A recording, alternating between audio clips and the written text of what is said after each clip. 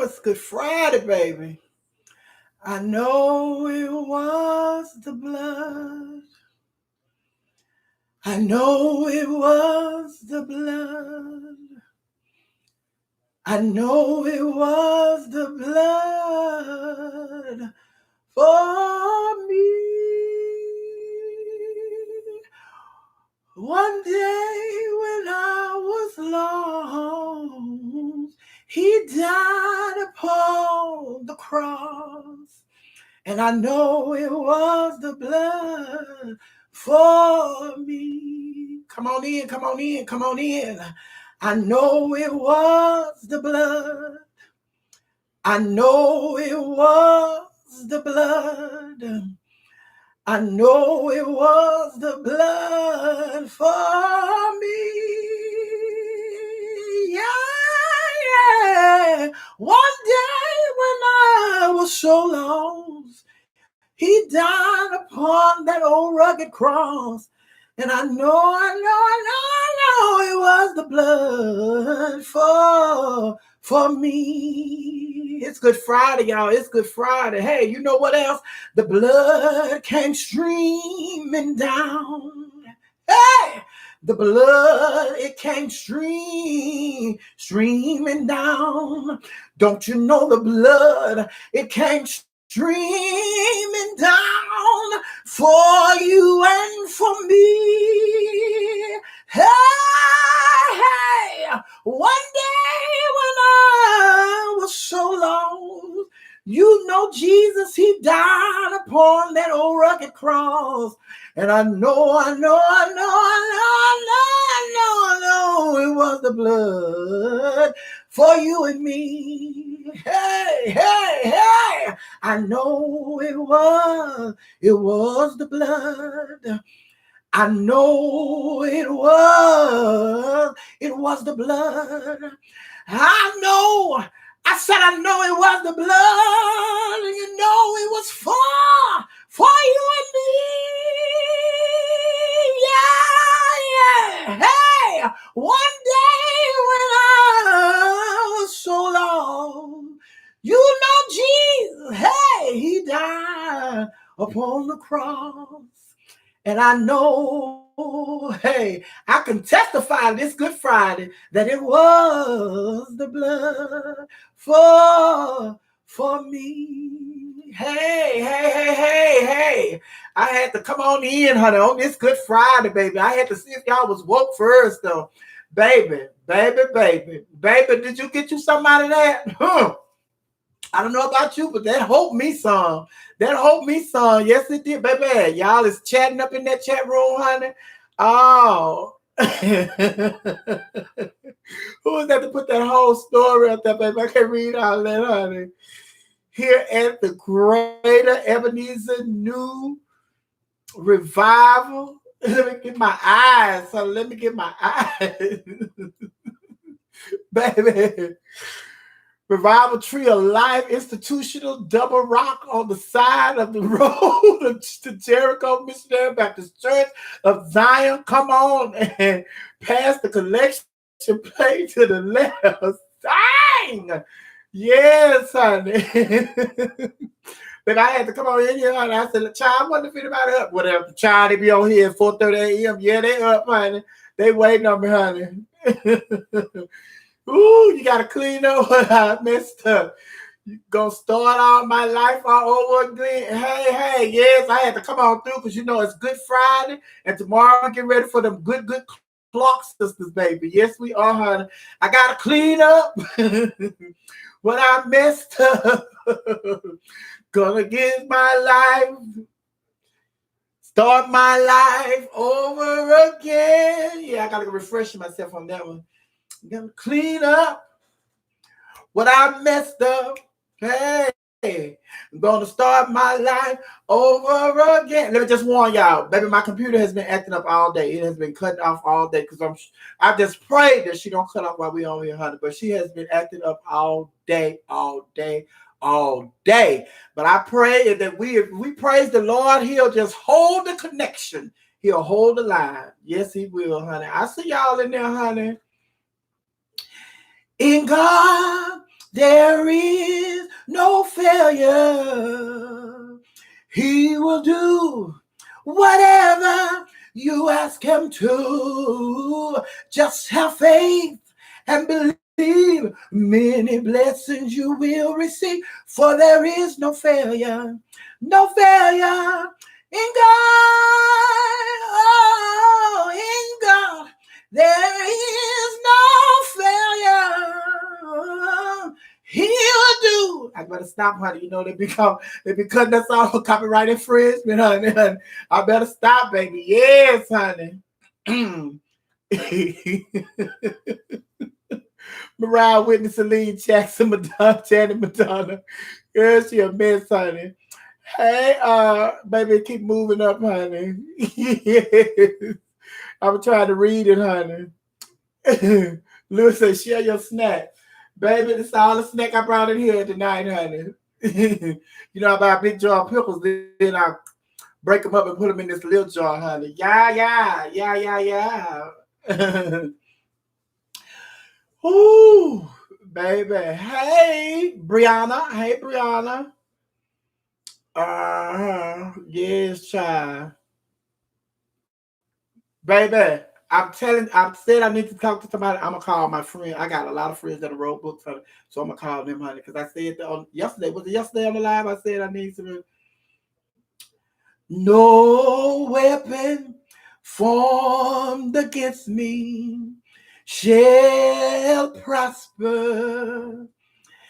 It won't work. No weapons formed against me shall prosper. It won't work. God will do what he said he would. Yeah, baby, can't sing the whole song, honey. They better cut us off, child. You know how they do. This video has ended copyright infringement. No, baby, we can't do that. Hey, what's going on?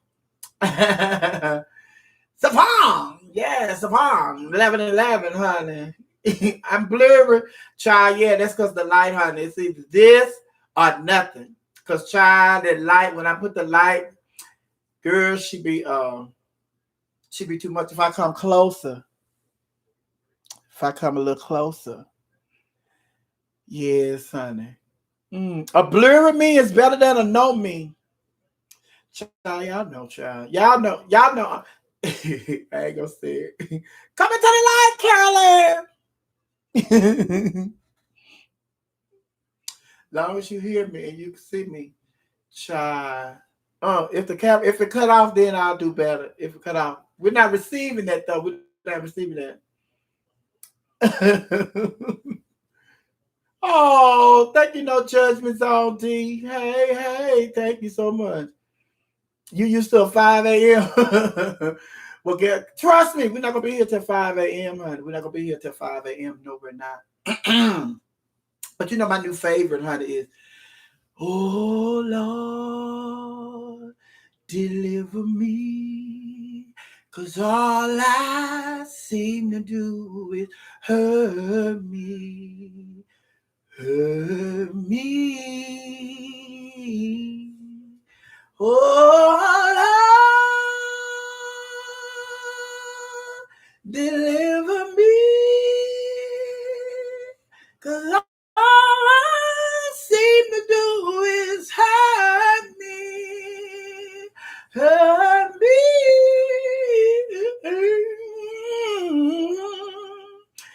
Oh, thank you.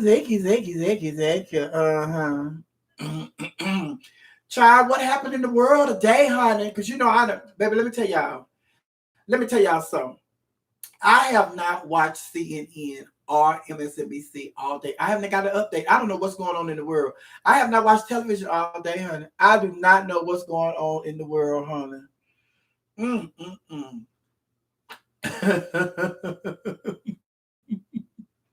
Oh, I don't know what's going on. So y'all tell me what's going on in the world, honey. Excuse me, I don't know. I don't know what's going on in the world. But I know, honey, we're going to get through this coronavirus. It's Easter, baby. It's Easter. I got to call my sister Maddie because she was talking about us doing Easter show, honey. Oh, girl, girl,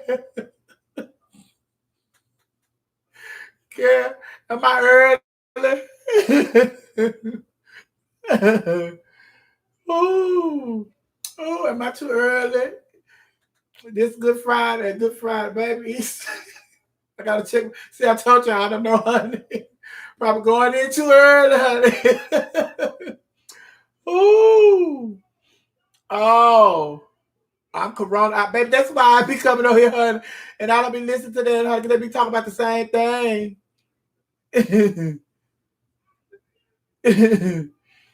Oh, you looking for me to go to the show, Monday? I did the show Saturday, honey. Yes, honey. Today is the 11th. Today is the 11th. My sister Tasha Love's birthday. Tasha Love. Hey, thank you, hey. My sister Tasha Love. You know, she used to work with me when I was over at V. The Dime Piece. Yes, the Dime Piece. Her birthday is today. Happy birthday, Tasha Love. They're gonna be doing a virtual party for her today. DJ Infamous and somebody else is gonna be spinning. They're gonna be live on Facebook. The DJs have been cutting up on Facebook, you know, jamming on the ones and the twos for y'all, honey. I have a new video I want to do. I have a new concept for a video I want to do. It's real cute, real simple, real short, honey. So hopefully I'll be able to do that. If not tomorrow, if not later on today, it's after 12. Not later on today, I'll be able to do it like Saturday, honey. Great sunshiny day, because I have to do it outside. It's an outside video. Yes, honey. Yeah, that name says all those names. Y'all see I got my phone here. It's not charging. I have it on, so somebody's, you know, chime. So I need to turn it off, honey. So if y'all don't want to be hearing all that dinging, honey. But baby, I don't know what's going on in the world. She charged, baby. I'm gonna go and turn it off since we live, honey, so y'all don't have to put up with the dinging and the blurriness. Y'all already dealing with the blurriness. So since I'm gonna turn her off, I may as well charge her. Charge her. I gotta keep my phone charged. And you gotta keep your phone charged, honey. Let's everybody keep our phones charged, honey. Constant. Constant cash flow. Yes, honey.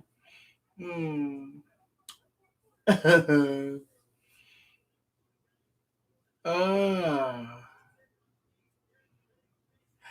Louis said, go get yourself some zinc and tonic water, honey. Oh.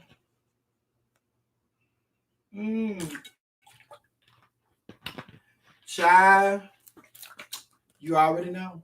You already know. So Joe Biden picked his running mate, honey. So they still upset, honey. They are upset, honey. The battle is not yours. It's the Lord. Oh, Yolanda Adams, honey. There is no. Baby, now you know what we're saying. That they definitely don't end this, honey. Copyright infringement, honey. You know Miss Yolanda Adams. Yolanda Adams, Beyonce, and Jay-Z, Oprah Winfrey, honey. They don't play, honey. Baby, I can barely say their names on here without getting cut out, honey. They don't play. Oh, yes, baby. He didn't pick. Well, if he picked today, I don't know because I haven't turned on the news yet. Who did he pick? I don't know. A lot of people leaning towards Kamala Harris, honey, but I'm still leaning towards Stacey Abrams. I'm thinking it's gonna be Stacey Abrams, honey. Because, see, you know, being in the entertainment industry, the reason I say Stacey Abrams is because Kamala Harris, we need all the senators to stay in the Senate. So we need all of the senators to stay in the Senate. Amy Klobuchar, Bernie Sanders, Kamala Harris, Cory Booker, Kamala Harris. We need all of the senators to stay in the Senate. And that's why I feel like it's going to be Stacey Abrams. Like it's going to be Stacey Abrams or maybe Val Deming from Florida. She had a great showing during the impeachment hearing. So her stock really went up during the impeachment hearing because she was the impeachment trial. I mean, because she really showed up and everybody. I was like even shocked. Like I see her at the when they be having the hearings in Congress, and I would see her when she asked her questions and stuff, and I was impressed with her. But but she really showed us another side of herself that let us know that she is deep into politics when she was at the impeachment trial. And also our mayor, Keisha Lance Bottom, they said there's a lot of talk about, a lot of buzz about her being on the short list as well. But the reason I say Stacey Abrams, I think it's going to be Stacey Abrams because, being in the entertainment field and coming from radio and theater, of a theater background, it's just like Stacey Abrams ran for governor of Georgia. And once that was over, then she went around a couple of times talking about how rigged she think the system is and what they did and reasons why she feel like the system is stacked against the African Americans and women. And then she left, after the election, and then she came back, and then she has been in the spotlight. She has been, keeping herself in the spotlight since then, since she came back. And it's just like the reason people do that is because it's no different from the entertainment. Just say, for instance, when Beyonce and all of them get ready to drop a new album, what are they doing? They coming out and they're doing different little stuff, making appearances, and then next thing you know, they're all doing radio interviews and all that. And then they announce, I have an album that's dropping and such. Same thing with the rappers. Anytime they get ready to drop an album, some of the rappers, they go and do something stupid to get some attention, especially the ones that haven't been really, really, really in the spotlight and haven't had an album to drop in a while. And then there's a lot of other people that are really, really, really, gotten other people's attention. So they're trying to do something that's really, really, just like the president, they do something really, really stupid to take our attention from the people that we're paying attention to. He does something that's really, really stupid to take our attention from, some positive news that's not a story about him. So the same thing with the rappers. The less talked about they are, the more devastating their actions are. And so Stacey Abrams, for her to still be in the spotlight and for her to still be relevant, that's what the word I was looking for, to be relevant during this time. It's just like a lot of people, since she ran for governor and she lost and everything, and a lot of people were very upset when she lost here in Georgia because they felt like she was cheated. She was cheated. And excuse me, they felt like she was cheated. And so a lot of people still support her strongly. And then not only that, she made a name for herself nationally because, she and Andrew Gillum. And because, she was going to be an African-American woman who's going to be the first African-American woman governor of Georgia. And then Andrew Gillum down there in Florida, he was going to be an African-American governor in Florida. And those are red states.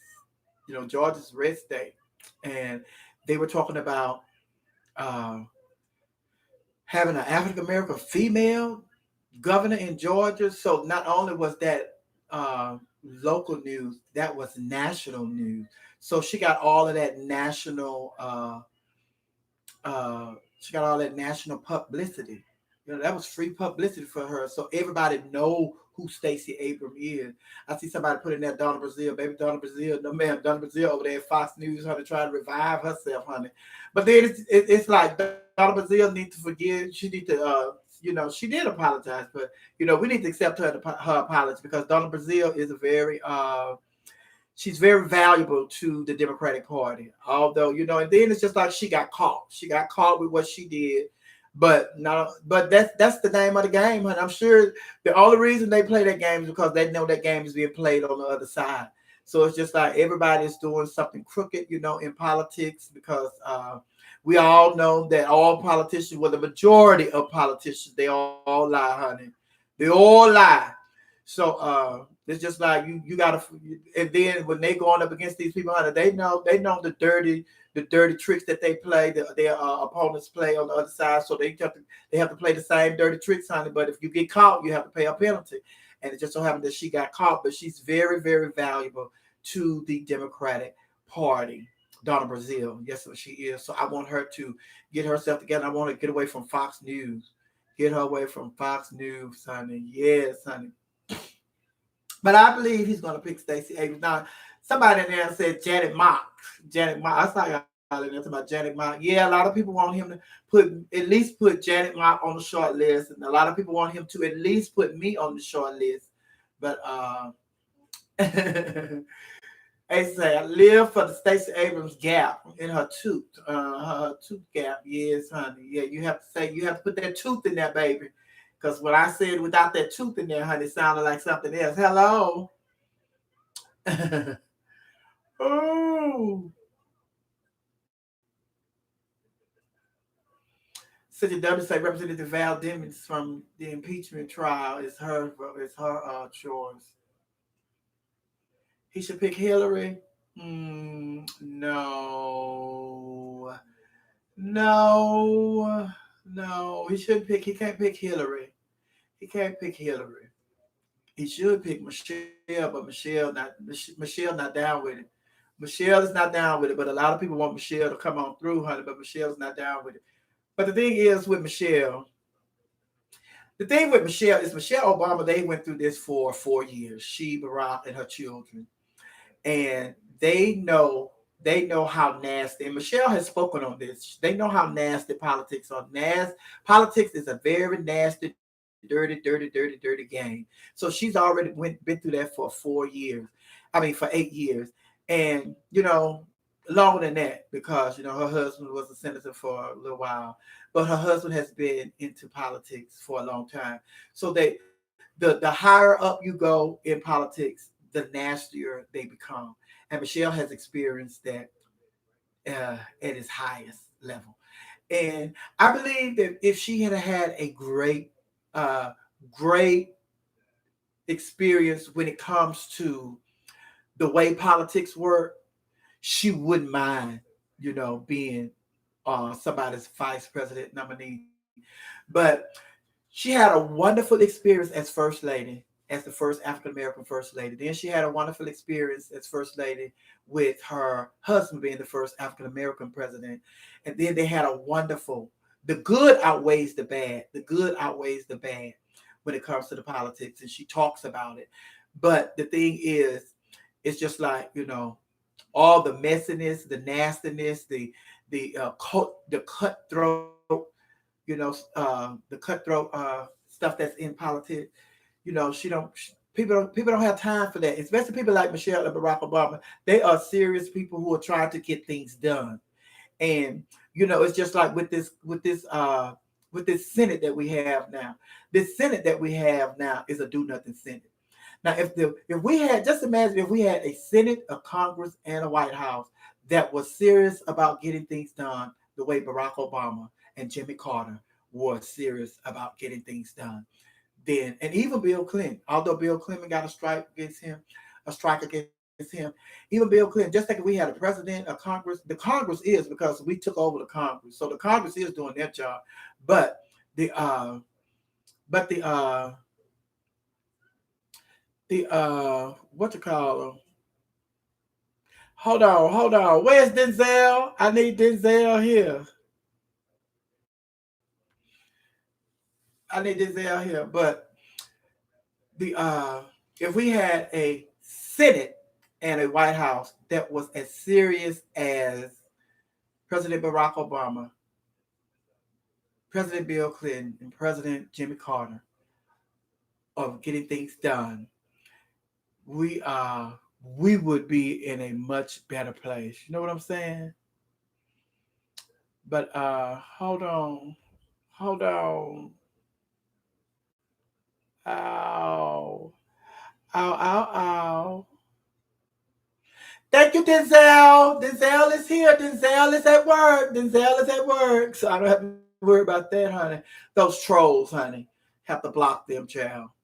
We got their views, so we got their number, so y'all can go. We don't have time for that.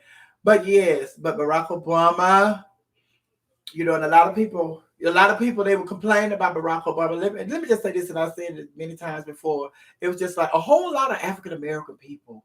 A whole lot of African American people, they felt like when Barack Obama became the first African American president, you know, uh, African American president, that he he would have an all-black cabinet. He was going to have a black vice president, a black secretary of state, a black, secretary of defense, a black. And it's just like, no, honey, you got to have a variety. You got to have a variety. But he put a lot of African Americans in key positions. And also, he put a lot of women in key positions. So that's what it's got. You got to have a variety. Just like right now, honey. It's just like people have made it known that we are ready. We are ready for a woman president. And since we could not get a woman president this go round to be on the ticket, people have made it known that whoever the nominee is for the Democrat, you have to put a woman on the ticket. You have to put a woman on the ticket. And that's why Joe Biden, Vice President Joe Biden, announced so early that, hey, we're going to put a woman on the ticket. It's going to be, I'm going to select a woman. He didn't say African American. He said my vice presidential nominee will be a woman. But on top of that, he still has to have some men on there, because that's discrimination, honey. If you don't consider no men, honey, you are going to be in trouble. Yes, ma'am, you are, honey. Oh, baby, Denzel not playing with y'all, honey. Denzel, baby, listen, when it comes to Barack Obama, honey, don't do it. We love y'all dearly, but don't do it when it comes to Barack Obama. But yes, honey, yes. But what was I getting ready to say? I was getting ready to say something, honey. But we're doing good. We're doing better with this coronavirus stuff. We're doing better. Everybody get your mask and everything. I talked to my mom, child. My mom was saying that she went to the grocery store. She and my nephew took her to the grocery store, and she was talking about, she wore a face mask for the first time. She wore a face mask for the first time going out the other day, and she said she was going to make 2 stops. She told him she wanted to go to 2 different stores, and she said, "Baby," she said, after that first stop, honey, that face mask was giving me so much trouble. She said, "Child, the face mask almost took me out." And then when I got back in the car, he was like, "You ready to go?" He said, "No." She said, "No, take me back home. Take me back home. I want to get out of this thing, baby." But she said that she told everybody in the house, and all the kids, well, y'all gonna have to wear face. We're gonna have to start wearing these face masks, honey. Have I ever been to Miami? Yes, I've been to Miami several times. Have I ever performed in Miami? No, I don't believe so. But the times I come to Miami, we board the ship. The cruise ship. But no, I don't think I ever performed in Miami. I performed in Orlando at the Parliament House in Florida, and also Jacksonville. I performed in Jacksonville. Also, I did get the devastating news today that they have canceled Gay Pride in Houston. I kind of figured it was going to happen because everybody's on stay in place lockdown, and Gay Pride in Houston is the first weekend in May. So even if say for instance, we have another week of this, it still don't give people time, because it's a big event. People come from all over the world for these Gay Pride, so people would have time to.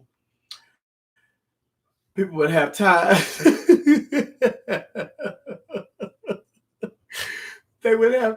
to book their hotels and their flights and all of that, and then they wouldn't have time to, get the event space and all that they need for their weekend, honey.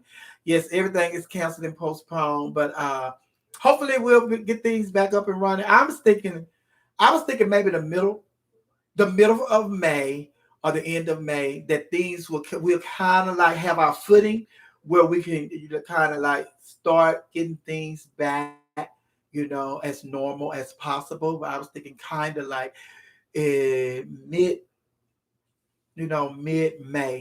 that things will kind of get our footing, honey.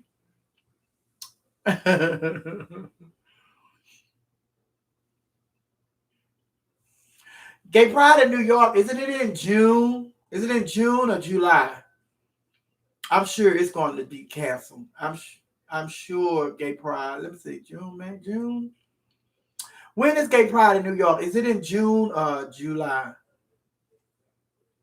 Because it's in June. Yeah, yeah. I'm almost sure that's going to be canceled because New York has had such a devastating blow when it comes to coronavirus. So it's just like, but Cuomo, I have to give a shout out to y'all governor. Cuomo, now that should be the press conference. Well, they do. That should be the only press conference that they televise live is Governor Cuomo from New York. Because he is serious about the situation. He understands what's going on, and he is honest with the people about what's going on. And everybody, well, not everybody, but the majority of the people in America are saying that the best press conference and the best information source during this time is Governor Cuomo and his press conferences. But yeah, but New York has been hit so hard with this Corona stuff. It's just like I'm sure Gay Pride is going to be canceled in New York. Uh, Before I forget, like and share, like and share, like and share, like and share this video, like and share this video, like and share this video. I didn't think. Let me tell you something. The speaking of, last night we were on here trying to just stop abruptly. And then I be trying to come back on here because all I want to do is just come back on here and just, say, like last night, all I wanted to do was come back on here and say, okay, I'm sorry, because I'm like my mama, honey. I'm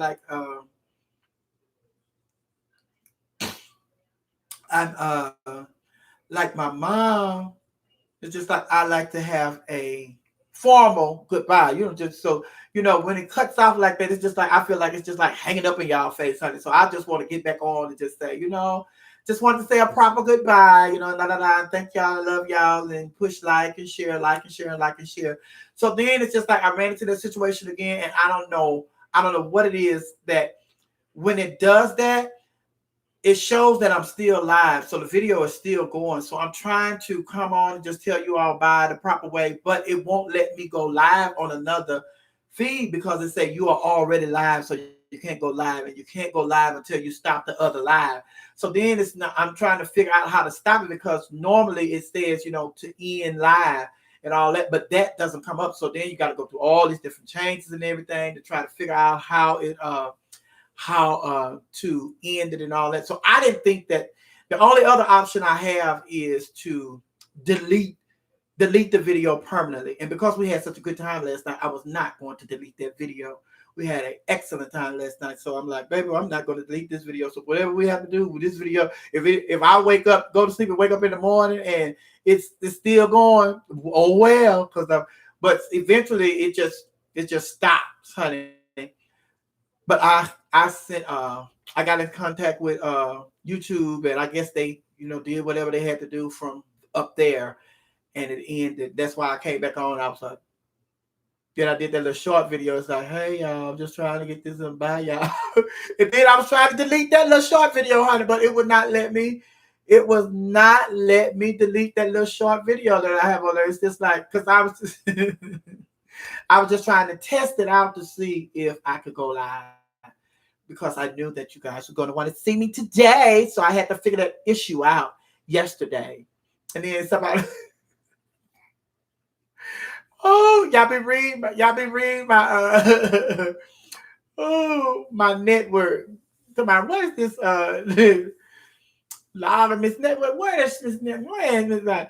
I saw earlier somebody asked where am I from. I'm originally from Houston, Texas. I was born in Calvert, Texas. I know a lot of people, Calvert, country as country can get, honey. Calvert, Texas. You have to Google it, honey. It's up by Hearn, Bryant, College Station, Beaumont. It's up in that area. College Station. You know what College Station is?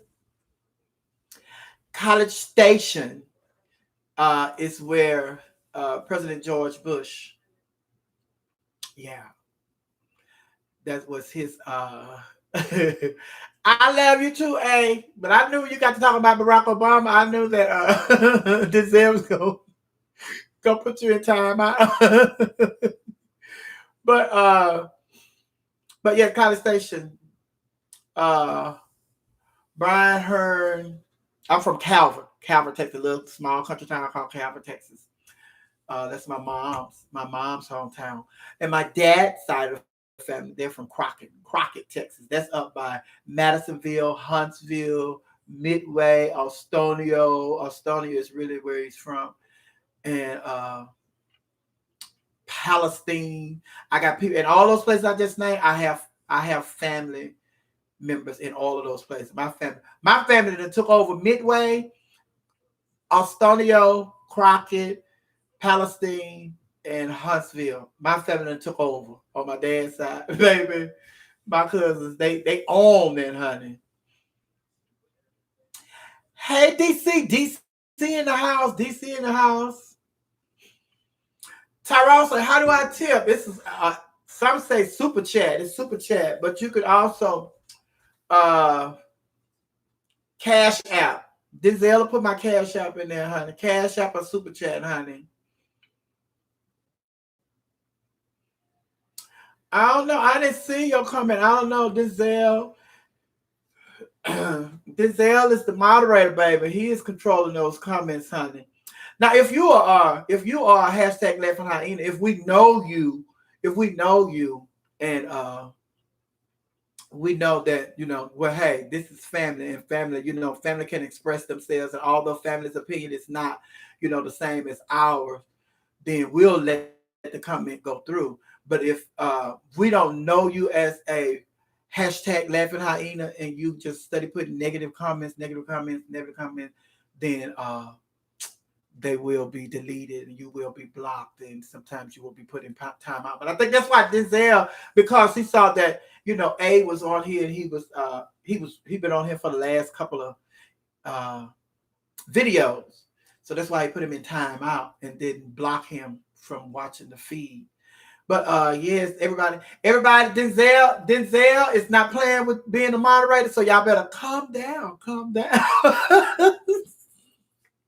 He is serious. He is serious, honey. Oh, he said he putting the wrong. Oh, Lewis said he putting the wrong people in time out. You need to gather yourself, Denzel. Don't be putting the wrong people in time out. Calm down. Ooh. Oh.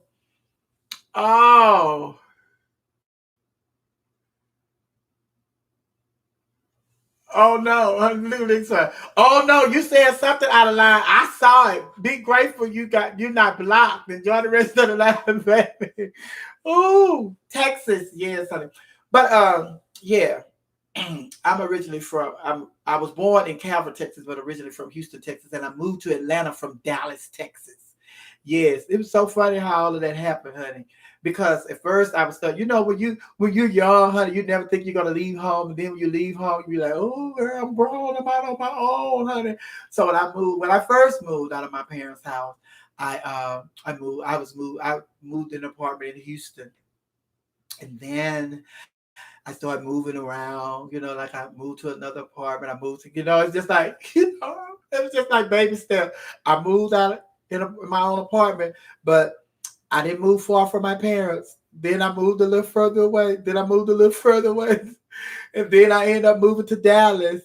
Oh, when I moved to Dallas, but each time I moved, honey, I always talked to my mom. It's not my dad. My dad, he didn't.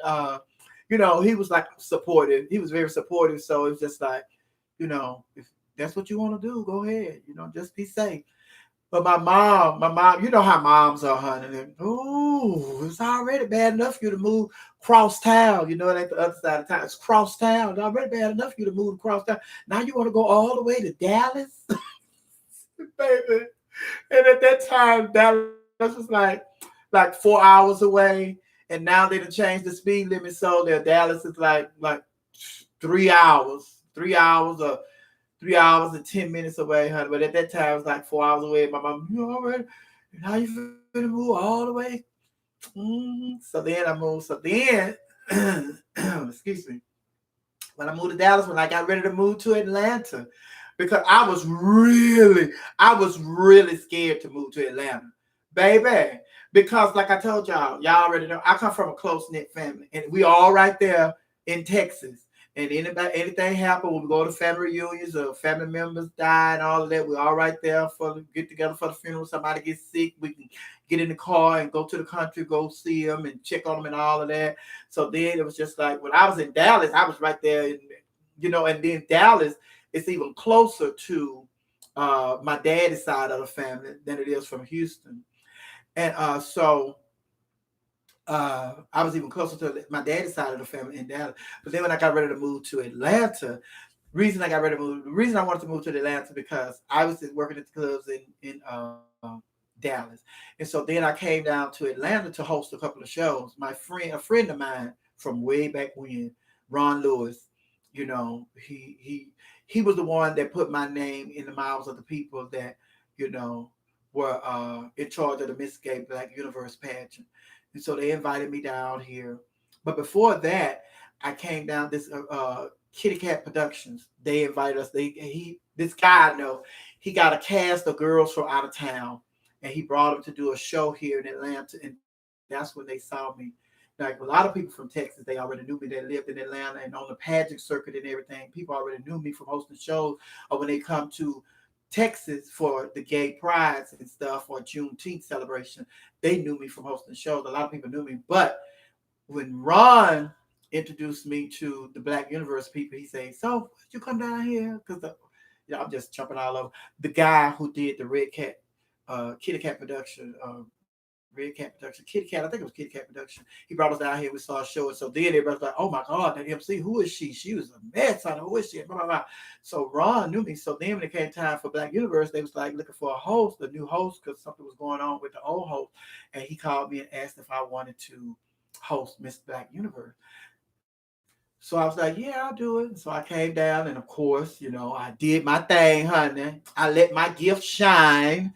Yes, honey. Let my ministry take over, honey. The comedy queen that I am. And then it came to the point where things I was, and this is how I feel. I feel like at the time I would say that I became frustrated with Dallas, and it was time for change for me.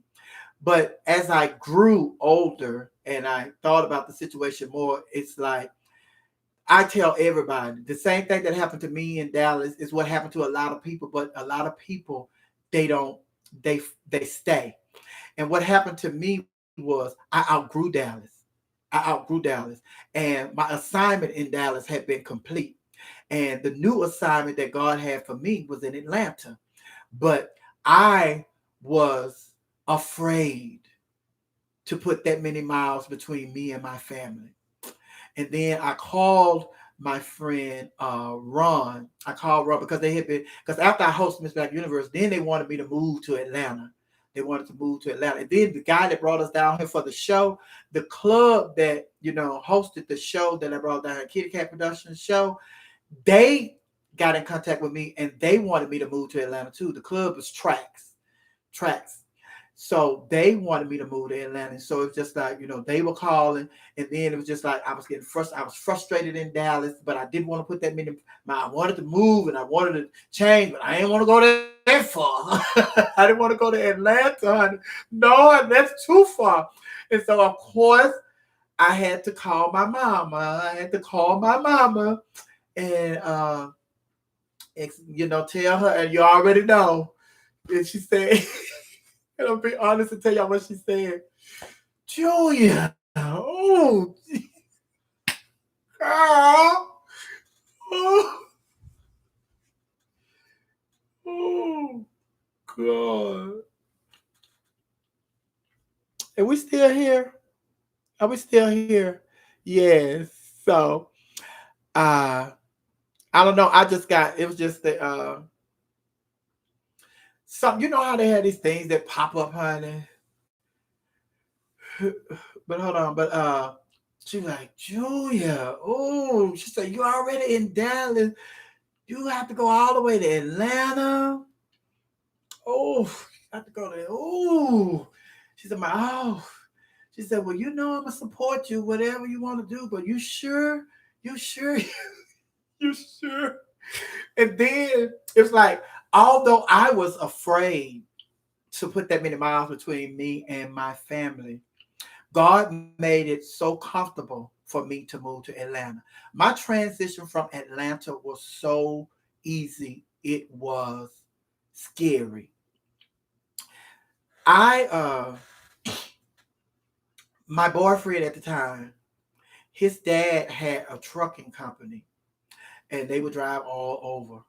So his dad's trucking company brought our furniture to Atlanta from Dallas free of charge. Then a friend of mine, drove my car to Atlanta. And then I had a booking in Atlanta during the time that I was moving. So the person who booked me bought my ticket to Atlanta. So it's like my furniture is getting here free. My car is being driven here free. And somebody has paid for my airline ticket for me to come to Atlanta. So all I had to do was get on a flight and come to Atlanta. And somebody else took care of all my other stuff. And it was just like, excuse me. It was just like, that's unheard of. That's God. So then, but the reason I decided to move to Atlanta, before I made the decision, I'll tell you the reason I decided to move to Atlanta. I called my friend Ron. Ron helped me make the decision to move to Atlanta. Ron Lewis, my friend, still friends today. So I called Ron, and because I had been calling him because I said, Ron, I said, I don't want that's too far, and da da da. And I said, and if something happened to my family, then I won't be. It's gonna take, like I'm in Dallas right now, and if something happened to my mom and them in Houston, I can get in my car and I could be in Houston in a matter of hours. I said, but if I'm in Atlanta, and I'm in Atlanta. Then, if it happened late at night, the airport is closed, I'm gonna have to wait till in the morning to get a flight out and da da da da da da da da. And so I'm just going on and on with all these excuses as to why I was scared to move to Atlanta. And so my friend Ron, he said, so. He said, so. I said, how? He said, what are you doing in Dallas? I said, working. He said, what else? I said, paying bills. He said, so you don't think you can work and pay bills here in Atlanta? I said, yeah. I said, but that's too far. I can't get in no car and just drive and something happen. He said, so. He said, if something happened to your mama, your daddy, your sister, your auntie, your grandma, your dad, he said, if you were there in Dallas or if you were there where they are, he said, what could you do? Are you a doctor? I said, no. He said, what could you do? I said, I could pray. He said, you can't pray in Atlanta? So this is the conversation that he was having with me. So I'm like, well, yeah. He said, and I said, but then it's so high. It's so high to live in Atlanta. He said, you pay bills in Dallas, they high in Dallas. Same thing, paying bills here, praying here. Same thing you're doing in Dallas, you could do here in Atlanta. So I was like, oh, well, you're right. So I end up moving to Atlanta. So the decision, what really, really motivated, why I really wanted to move to Atlanta was because, like I said, I had got, I was frustrated in Dallas. So then it was just like, I decided that I was going to move to Atlanta. I decided I was going to make a career change, that I wasn't going to be hosting shows anymore. I wasn't going to be, MCing and all that and these pageants and all that. So I was moving to Atlanta because I was going to focus strictly on my stand-up, and I was going to go and perfect my comedy at Chris Tucker's Comedy Club, because it was black owned, black operated. It was a black comedian, had a comedy club here in Atlanta. So I said, I'm going to go on and I'm finna dive into this comedy stuff. I'm finna get it crack-a-lack-a-lacking, work on my comedy routine. But when I moved here, I had to have a job, and then the club offered me a job. So I said, okay, I'm just going to work at this club hosting this show until I get my comedy thing started and all that and blase. So then I went to the comedy club because I was working at this club, Tracks. That's what a lot of the gay people know. On Monday nights at Tracks, it was unheard of, and it was unimaginable what we did. It was history and groundbreaking. And on Monday night, we would have anywhere from 800 to 1,200 people at a drag show on a Monday night. And during the holiday, during Gay Pride, it was 3 levels. Trax nightclub was 3 levels. And it was just packed on all 3 levels and all outside. It was just packed.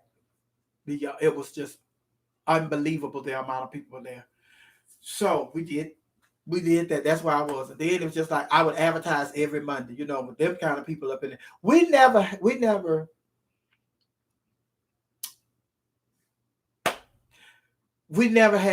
didn't have a crowd in that place. So it was just like, and every Monday we got, 8 to 1,200 people in there. I started telling people, I started announcing, I'm working on my stand-up routine. I'm going to be doing, amateur night at Chris Tucker's Comedy Club and So I had did that for like 2 months. Then I say, this is the date I'm going to be at Chris Tucker's Comedy Club doing my stand-up and So what had happened was,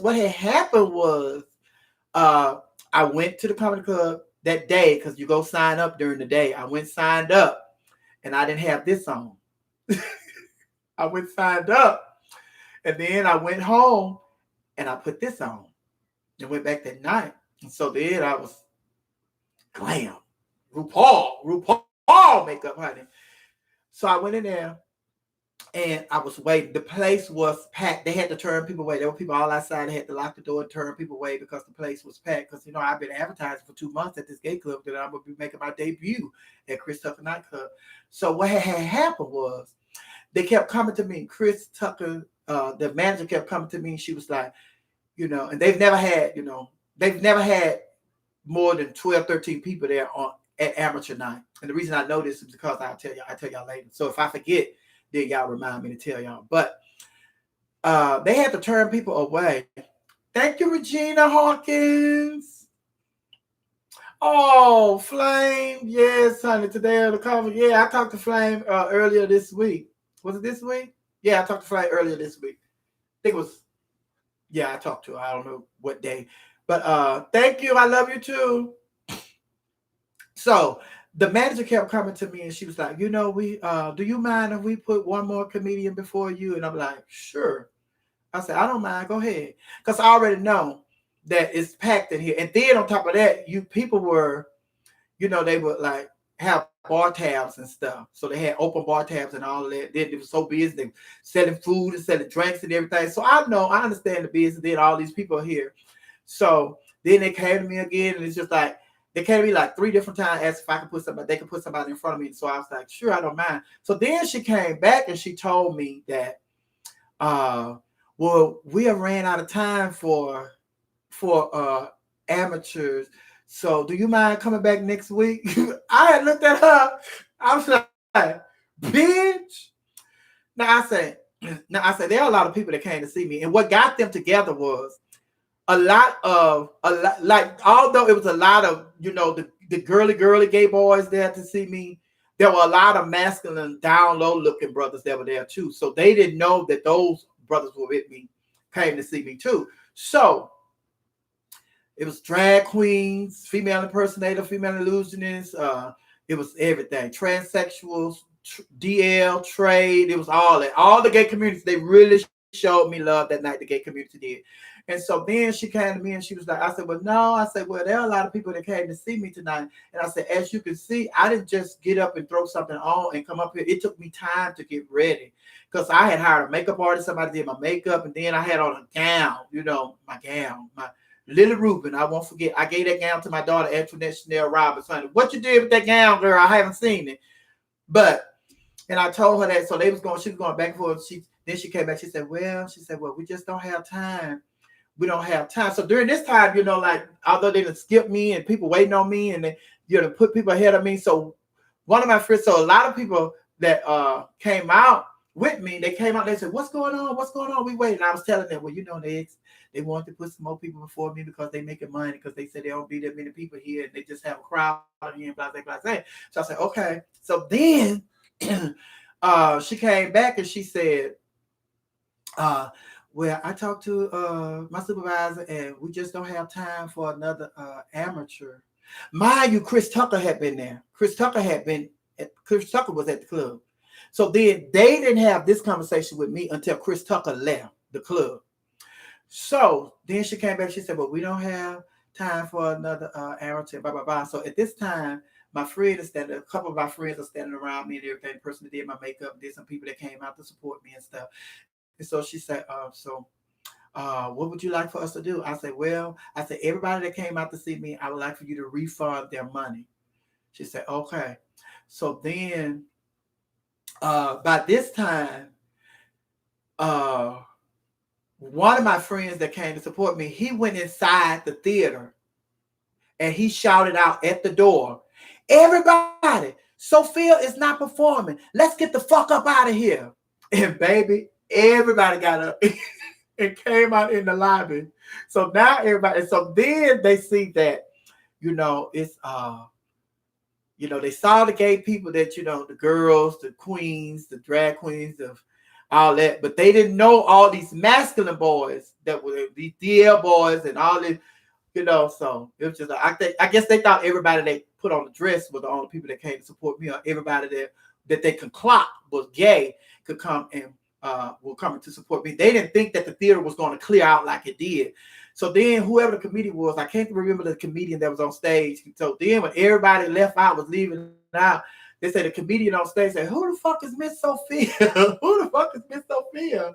So everybody was out there, came out in the lobby. So everybody was just in the lobby. Then, mind you, the theater was packed. It was full and everybody's out in the lobby. Then they still have a line outside because they done locked the door and people are standing outside because they can't get in. They still have a whole lot of people outside, can't get in. So the lobby is full and the outside is full. So that's when Chris Tucker brother came up to me and he was like, Miss Sophia, well, come on, we're gonna let you go. We're gonna go and let you go on stage for like 10 minutes. And go on and do your thing and because now ain't nobody in the theater. So then, so then I say no. I say just like you have to be calm and collected and be in good spirits to do your job, I have to be the same way. I say right now I am not in a good mood and I am not going to go. I feel like I'm not going to go on stage and do my best. So I am not going on stage. And I just want you to give the people who came to support me, I want you to refund their money. So he walked off and he came back and he said, well, we can't do that, but but we can allow you to go on stage. I said, I'm not going on stage because at this time I realized I can get more out of not performing than performing, because this scene that's going on right now, this is newsworthy. This is a breaking story. So then I didn't go on stage. They called the police because it was just like people were outside. Like I said, people were outside and people were inside, and they didn't know that it was going to be a riot or what. But they lost a lot of money because, like I say, people had their tabs, and the majority of the people didn't pay their tabs and all of that. So the word got out that this queen went to perform, this drag queen went to Chris Tucker's comedy club to perform, and then it's just like, they didn't let her perform, and it was all hell broke loose. And so what happened was Wanda Smith had a night at Chris Tucker's comedy club. Her manager was there, and her manager was the one that told me that I don't know why they didn't let you perform. They ain't never had this many people in here before. Every night for amateur night, they only got like 9 or 10 people in here. And then tonight they got a packed house and they pulled some bullshit like this. I don't know why they didn't let you perform. They underestimated who I was. They didn't know who I was because I've been advertising for 2 months with an audience of 800 to 1,200 people that I'm going to be here. So they didn't know. So Dexter, so after all of that, Wanda Smith's manager was there, and she went back and she told Wanda what happened. So mind you, Wanda Wanda already knew who I was because I told y'all earlier during their anniversary week, they would go to different clubs, every night. And that Monday night, they came to our club to celebrate their anniversary. So they knew who I was. So then her manager went back and told her what happened to me. And she's like, girl, no. So I said, call her and see if she want to come up here and talk about it on the radio and blah, blah, blah, blah. So then I ended up going up there. Like I even went to Ryan Cameron's show because Ryan was Ryan was over at Hot, but Ryan was on vacation when I went and did their show. And then Wanda and them called me. Another gay guy, he kept telling me every Monday, he was like, Wanda Smith trying to get in touch with you. They want you to come up to V. They want you to come up to V. They want you to come up to V. Because my thing was, after that happened, I said, I am not going to perform for no straight people unless they are paying me. I'm not going. So then in the midst of all of that, so make a long story short, I ended up going up there with Frank and I don't even know what's Frank there. I went up going up there and they say, if you want to talk about it, you can talk about it. But you don't want to talk about it, you don't have to talk about it. So and then she was saying that Denise had told her what had happened. He said, right, that was stupid. And da da da da da da. I don't know why they didn't let you perform, but they'll never have nobody in there on the Wednesday night.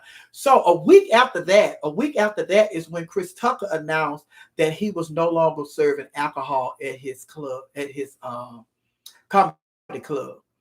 And then later on, it was just like every night, all of the nights, especially when he said he was serving alcohol at his comedy club, all of the nights started to suffer and he ended up closing. So the word was out there because it was like I don't even think it was a couple of months. It was last a month and a half after the incident with me happened. So the word was out, and it still is the thing that Miss Sophia closed Chris Tucker Comedy Club. So a lot of the comedians know who I was just from that incident. A lot of people were very supportive. Like I know Doodoo Brown is one of the comedians that was so supportive. I met him and he came up to the radio. He was a guest on the radio and everything. He's so supportive, and he's still supportive of my comedy career to this day. And there was a couple of more people. I can't think of their names and stuff, but a lot of the comedians were so supportive of me.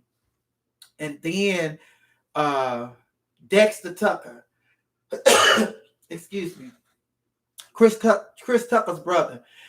Every time I see him, Wanda had already told me, she said, bitch, she said, Dexter Tucker is so mad at you. I said, what? She said, he's so mad at you. And I said, why? He said, bitch, because he said that you are the reason that club is closed. And on top of that, the manager that night, she worked when I was working at V103, she worked in sales. Excuse me. I didn't know that she was the manager at the time because it had happened it was just like years ago that happened. So one day she was just talking to me. I was back there in the sales department, and she said, Sophia, she said, do you remember the night that you came to Chris Tucker Club? I said, girl, yeah, that's why I'm here, honey. And she said, you knew that was me. I was the manager, the one that, I said, no, that was you. She said, yeah. And she told me, she was the one that told me what happened. She said, Chris Tucker did not want you getting on that stage. She said, he did not want you getting on that stage because you were in drag. And she said that he told us do whatever we had to do, but he did not want you on that stage. And we were just following orders. I said, because I noticed that you all didn't address me until he left. He left the club, and then all of this transpired. She said, yeah. She said, he did not want you on this stage. And she confirmed that Dexter Tucker was indeed mad at me because Dexter Tucker feel like I was the reason that Chris Tucker Comedy Club closed. He started with no alcohol and all that, and then it's just like, So then it's just like, you know how God is. God has a sense of humor. So Dexter Tucker was a guest on V103, our morning show one time. And so I said, being the lady that I am, I said, I said, thank you. I said, hey, Dexter. He said, hey, how you doing? He said, I am so angry with you. He said, I know you already. I'm so angry with you. So angry with you. I said, I understand. I have heard that from several people that you are angry with me. But I just want to let you know that I thank you for what you all did for me. Because had you all not did that to me that night, I probably would never be on the radio. Baby. And to this day, he is still upset with me about that. But yes, honey. And that's what I say. It's just like y'all know how I was telling y'all earlier that I was just on pins and needles, too scared to make that move. Uh it was just like, and then I was saying I was coming here. This is the reason it didn't work. Eh, Now that I know, you know how I tell y'all was when I experienced stuff and I sit down, I look back on it and all that, figure out what was going on. This is why it didn't work with me going to do the comedy, working on my stand-up comedy. Excuse me. I was so nervous about moving that, putting that many miles between me and my family. And then me coming to the decision that I was moving to Atlanta to work on my comedy career was comforting to me. And it put my mind at ease about moving to Atlanta and putting all those miles in between me and my family. So what I learned during that time was that God knew how nervous I was about moving to Atlanta. He knew that I was scared. I was terrified about putting that many miles between me and my family. So he said, if it takes you thinking that you're going to move to Atlanta to work on comedy at a comedy club to relax you and calm you down and get you where I want you to be, then I'll let you think that. So in my mind, I'm coming out here and I'm working on my stand-up routine. I'm finna go because at that time, during that time, all the comedians were getting TV shows. Theo, Jamie Foxx, all the comedians were getting television show. Roseanne. So I was like, yeah, I need to get on out here and go and get my comedy stuff together so I can go on and do this thing, get me a TV show, blah, blah, blah. So God was like, well, if you want to go and you think you're going down there to work on some comedy, da, da, da. So that's the reason it didn't work when I went to Chris Tucker Comedy Club. And then it's just like I said, all that to say, you already know this, but to reiterate, if I hadn't made the decision to come to Atlanta, I never would have been on V103. I probably would have, but it would have taken me longer. When I was at V103, I went to South Africa, first class, free. I stayed in a hotel. Excuse me. I stayed in a hotel. See, when you're talking good stuff, when you're telling people how God blessed you, the devil don't want you to get that out. But I went to V103 first. I went to South Africa first class. Went to China, Beijing first class. Free. Didn't have to pay nothing. Just had to pack a suitcase and go. So, and then all of the countless of celebrities that I met while I was at V103. And then the countless, fans that I met, and some people that I met at the radio station, we're still friends to this day. Because, like I say, when we go to these trips, like China and South Africa, and Mayan Riviera and all that stuff, we would go with fans. These were our trips that we would take with our fans, and so with our listeners and stuff. And so, some of those people I still have their phone number. We talk, every now and then and stuff. So I wouldn't have had those experiences. And then all the celebrities that I met, honey, if I hadn't been at V103, I probably would have never met Janet Jackson. I met Janet Jackson. I met, Whitney Houston, Bobby Brown, Life Jennings, Babyface, Alicia Keys, Brandy. The list just goes on. Luda, Lionel Richie. The list just goes on and on. You see the pictures of Kurt Franklin, D.L. Hughley, the list goes on and on and on and on and on. Y'all see those pictures that I post of me and celebrities, T.I., it's just like that I would have missed out. I would have missed out, you know. And so it's just like, and then when people would ask me, they say, "How did you end up on radio?" I said, "Baby, I said my radio was nowhere on my radar." And I say that just goes to show that God could dream a bigger dream for you than you could ever imagine. Because my background was in theater. I went to college. My major was theater, minor in computer science. So theater was my focus. Radio, although radio is a part of communication, I wasn't focused on radio. I was focused on theater. And then the reason, the reason, the reason radio work, I was, a lot of people say, "Oh my God, you were so funny. You were so funny on radio." Reason I feel like a lot of comedians don't make it on radio is because uh, like comedians are used to getting that, when they crack a joke. Thank you, Tyrone. I want to hear about the time nothing went wrong on stage and what that taught you. The time that nothing went right on stage and what that taught you. What do you? I don't know. I think I know what you're talking about. But nothing went right when I was on stage and what that taught you. But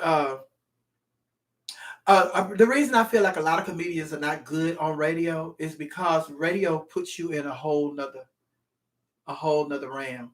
It's just like you are used to hearing the response to your jokes from your audience. And it's just like when a lot of comedians go into radio, it's just like they don't get that. They don't get that. It's just like it's you, your coworkers, and you have to assume that everybody's laughing. You don't know. But I am me and a whole lot of other comedians that are successful on radio. It's because if we just look at it at if it's funny to me, it's funny to them. Just like I was telling y'all the other day, I sit up here and I watch that he got the whole world in his hand. Not that he got the whole world. The wash your ass video. I watch that video and it cracks me up every single time I watch it because it's just like, oh my God. And then it's like, it's me. And so if I've always been like that, and I tell people, like people come to me for advice all the time when it comes to comedy and all that. I said, you cannot, and I said, you cannot edit yourself while you're telling your jokes. I said, you just have to do it, put it out there. If it work, it work. If it don't, it don't.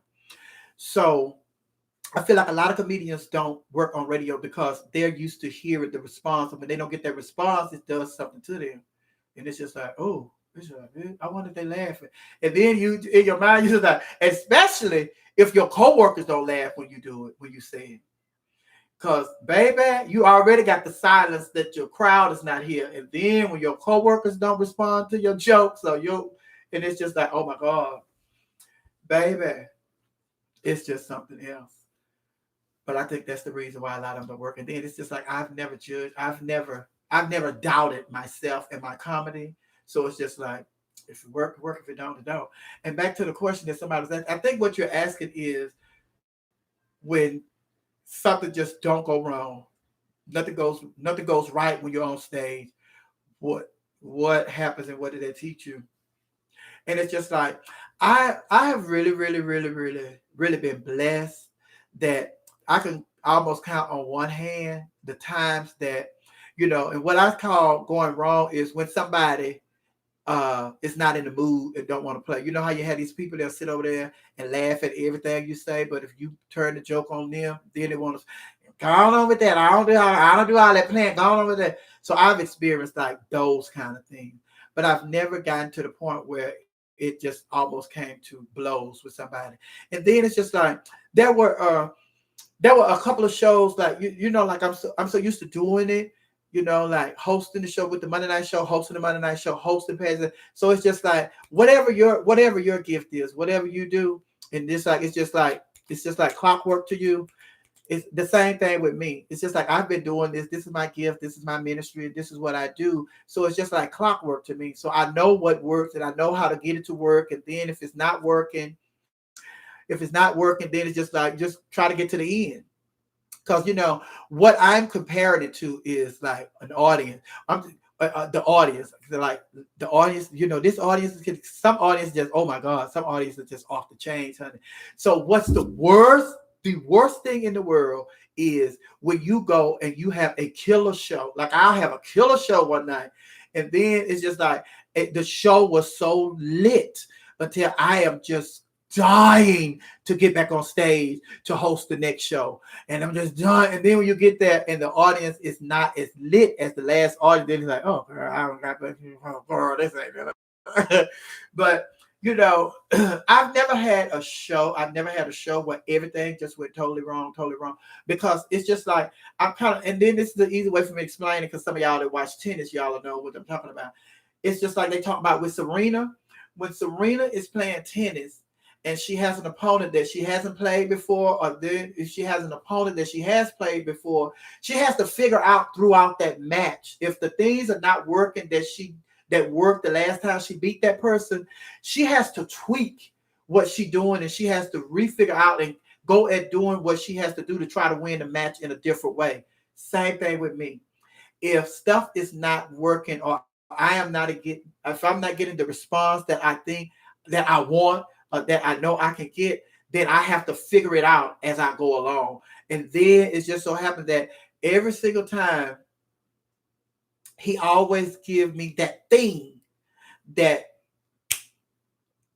we both are on the same page, me and the audience. It's something that I do or something that I say, because it's my style is I'm just critiquing people's appearance. If I see something or somebody's yelling out and all that, that's what I'm doing. Or it's a current event, and it's a current event. And then if it's a current event and it's something that I can put my own spin on, and then it's just like, oh, I got him. And I just stay there. I just stay right there. And then it's just like, but I leave, introduce the next performer, and come back and blah, blah, blah. And then it's just like, once you get them, then you got them. Because this is like that, all that, it's like, oh, it's going to be one of these nights and da, da, da. Although I feel that, I never show that. It's just like, you never let them see that you don't have the confidence in what you're doing right now. You always make the thing, oh. And there have been, and I not to pat myself on the back, but yes, to pat myself on the back, there have been on, like, I can count on one hand where there have been times where my jokes have fell flat. It's just like what I say, because sometimes, like I say, I'm into these world events. I keep up with what's going on in the world, and everybody don't keep up with what's going on in the world. So sometimes I'll say something, that happened politically, and everybody don't know what I'm talking about. So it's just like, phew, it goes over their head. So in those moments, I just keep moving. I don't stay there. If I don't get the response right away, I move. I already know. If they didn't fall out laughing, I move. I don't. It's just like, bam, I said they didn't laugh. Bam, I said they didn't laugh. I'm on the next thing. I'm on to the next thing, because what I was expecting, I didn't get, so I had to move.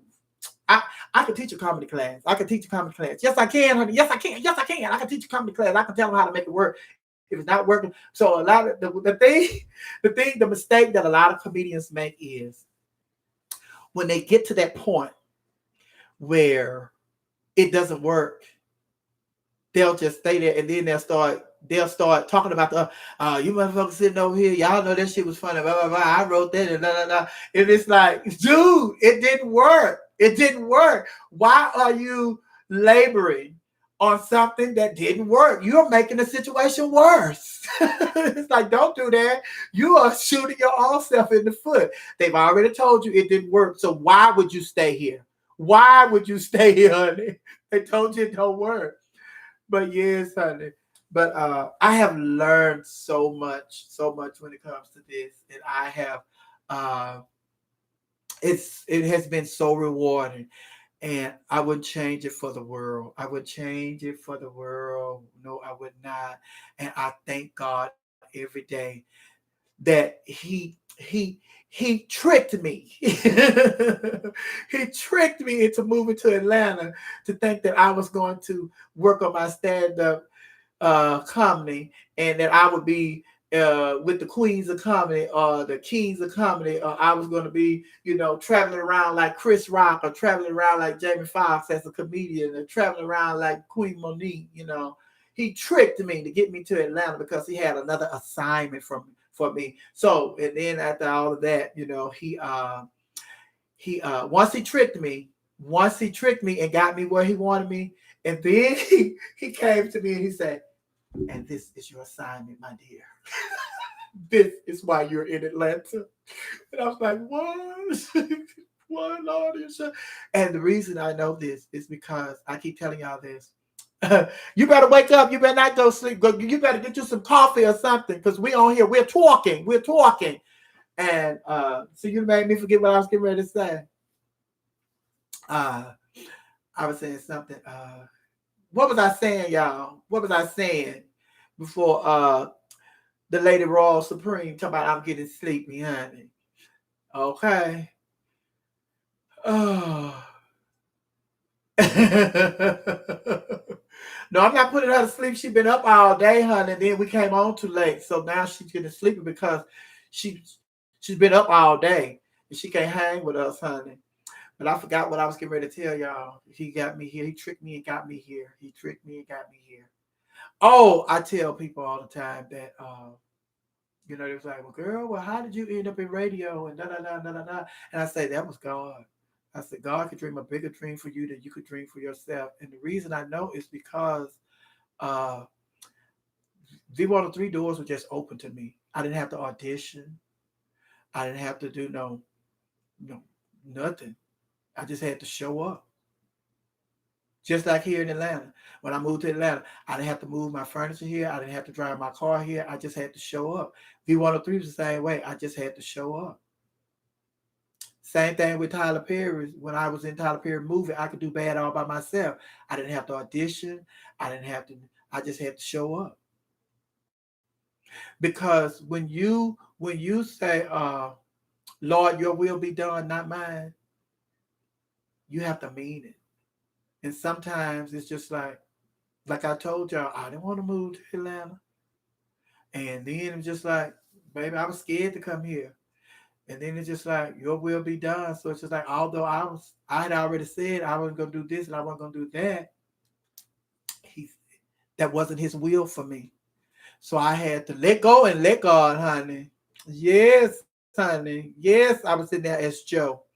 And I already told y'all, and I was glad. The reason, and he sat me down and he talked to me the day that I started filming and everything. They're like, Mr. Perry, I want to speak to you. And he was telling me that I told y'all this earlier, honey. He told me that, the reason that I'm not letting you do it in drag, because I'm introducing you to a whole new world. You don't want to be typecast.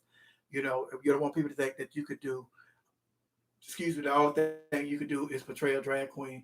And I wanted to do it as Joe because I wanted to be on screen as myself. This is my first film. It wasn't the first film that I did. I did an animated film before I did Tyler Perry. It was Kasha and the Zulu King. I'm the voice of Nkosi. You can Google that, Kasha and the Zulu King. It's an animated film. So that was the first film that I actually did. But Tyler Perry's I Could Do Bad All By Myself was the first film that was released. And that was actually my second film that I did. And my third film was Soul Kittens Cabaret by Nikki Gilbert.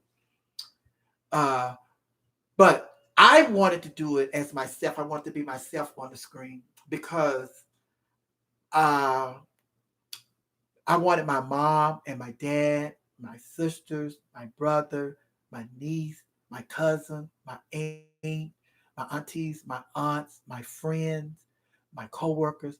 I wanted them to see me. And it was just like, so they could say, that's my cousin. And then they can go and they say, no, that ain't your cousin. Girl, you just like that ain't your cousin. And they can go and show them a picture. Here's my cousin. That is my cousin. This is him at the family reunion. And I wanted my mama and my dad to be able to say, that's my son. That's my son. We get real personal here. I'm talking about my mama's son, my dad's son. So I wanted to be on that screen as Joe. So my family and my friends and everybody else could say that that's me. That's my relative to see me. And so then but yeah, that was that. So, and I was just so grateful, so grateful, because everybody know the history with me and Tyler Perry, and it's not. I do, because of the God that I serve. I know that the time will come where Tyler Perry and myself, we're going to sit down and we're going to talk. We're going to have a conversation. We're going to converse, because the God I serve, He is not going to let this go unfinished. So we are going to have a conversation. He's going to make it happen. God, I don't have to do nothing. Tyler don't have to do nothing. God is going to make it happen. The God that we serve, that's getting us through this coronavirus, He could do the unthinkable. He could do the impossible. I already know He is going to create a situation where Tyler Perry and I will have to sit down and have the conversation that we need to have. And that's the reason that I don't go on and on about, Tyler Perry this and Tyler Perry that, Tyler Perry and Tyler Perry that, because it's just like I can't stay there. I can't stay in that space, because if I stay in that space, I wouldn't be able to be the creative person that you need me to be to get you through the times that you need to get through. So I have to let that go and wait on God to do what He's going to do in that situation to make that happen. So in the meantime, I got to use my creative juices and my gift and my ministry to make you laugh and help you get hard times like we're going through right now. So it's just like I can't let that. But I can't control what everybody else say. I can't control what everybody else say about the situation. That's on them. But that's the reason I don't talk about it, because I already know. He already know. He already know. He got a plan, and it's going to happen exactly when He wanted to happen, and that's that. And I'm here with you guys. See, look. Hey, wait. What's your history with Tyler Perry? It's just like, what did I just say? I don't discuss it. I don't discuss it. I do not discuss it, because it's irrelevant to what we're talking about. But know that the time will come when it will happen.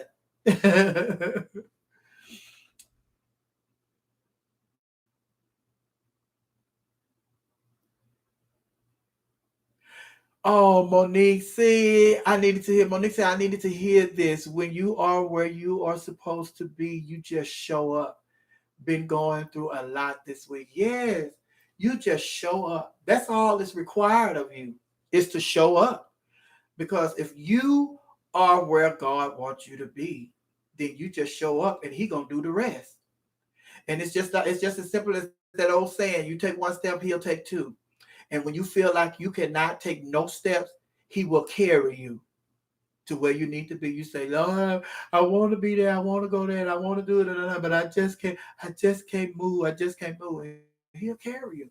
And then the thing about God is, and it's so amazing, is that several times in my life, like so many times, people have just shown up out of the blue. People have just shown up out of the blue. And a lot of times when, like you say, that you've been going through a lot this week, and then it's just like now, we can't move, we can't go about like we normally do. And the thing is, it's like with some of us, God wants us to be still, and then it's just like the person that He needs to get in contact with you can't get in contact with you because you're so busy moving. And where you're supposed to be, He's sending them there to get you, and you move so fast that when they get there, you to move. So now we're in a situation where everybody's supposed to just sit still. We just sit still, just waiting for the coronavirus to get out of the way. So we got to sit still. So people know how to get in contact with you. People know how to, you know, they know how to hook up with you, link up with you. Oh, she at home. Everybody's supposed to be at home right now, and she just. So it's just like yes, and it's just like something. But when we are able to go back out in society, I forgot who it was that made that comment saying that you been going through a lot this week, and you just show up. You just show up. And the thing is, a lot of us when we're depressed and we're going through stuff, and we close ourselves from other people, and we just lock yourself up in a room, you gotta show God that you gotta the effort that you show Him that I'm really depressed, I'm really going through something right now, and I really don't want to be dealing with people and blah blah blah. But you the one step you take is I want to lay in this dark room. I want to lay in my bed all day and I just want to cut the lights off. I don't want to turn the TV on. I just want the blinds closed. I just want to lay in this dark room today and just have a pity party. But when you show him that although that's what I want to do, I'm going to get up and go out. If I ain't doing, I don't have nowhere to go. If I'm just going to get up and go to the grocery store and get up and just go walk down around the block or walk 2 blocks or something. When you get up and you go out, when you go out from the dark place that you said hell no to, you may run into the person that is going to give you the answer to the problems or the questions or the situation that you're dealing with. Or you may just see something. And I'm telling you stuff that I have experienced for myself. There have been times when I have been going through stuff and there's a scent. It's just a scent that reminds me of something positive or a person. It don't have to be a person saying something, don't have to be a play. Sometimes it's just a scent. And when you are really in tune and you have a close connection with God, it's just that simple. He don't have to send you a person. He don't have to send you a place. He don't have to send you a picture. He can just send you a scent. And you just smell it and it just takes you there. It's just like, oh, that reminds me. Oh, this reminds me of such. And it's just, oh my God, that reminds me of my grandmother. That smells like what my grandmother did. Such. Oh, baby, that reminds me of when my dad was smoking them cigarettes and I was sitting in the car and he had that cigarette. It's a scent. So don't ignore scents, honey. Yeah, baby. So I'm so glad that I was able to give you what you needed because, these are challenging times. And like I said, I am so serious. There are people who are broke, who have never been broke before. And if somebody has never been broke before, that is a scary, scary place. And to be broke and know that you don't have nowhere to go to make no money, you don't have no job, your job is over. And then it's just like for them to be in that scary place, and you got to become creative. Like, what am I going to do to earn income? And then you can't go look for no job. You can't go outside. You got to stay inside. So it's just like that's scary. That's scary. That's scary. But the only thing we have to hold on to is our faith and know that God don't make mistakes. And yes, I'm broke, but I don't know where my next dime is coming from. But you got to trust and believe that he will make a way out of no way, and he is going to send a special angel to supply your every need. Because he's done it for so many people before, and he's going to do it for so many people right now. He's the same God. He ain't changing. He is the same God, honey. What did Lady Royal say? You talking about, that's right, Lady Royal. What did she say, honey? Yes, ma'am, honey. See, that I woke her up. She thought she was sleeping, honey. God said make a step and he will make two, honey. Yes, he will. Yes, he will. And so that's why although I'm a comedian, the first thing, like I told y'all, I've told y'all already, honey, every time I move, when I was in Houston, I had my church home. When I moved to Dallas, most important thing that was on my mind was finding me a church. I got to go find me a church. When I moved to Atlanta, same thing. I got to go find me a church. Because although mom and dad are not here, I know he's going to be here. And honey, I can feel. What are y'all saying? He will align you with people, baby. Trust me, I'm a witness. He will set you up with those that you need. Keep in mind, God don't bless no mess. So if you got mess around, sometimes you're hindering self.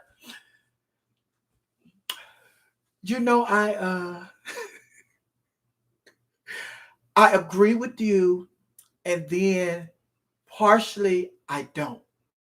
Because well, first of all, what is your definition of mess? What is your definition of mess?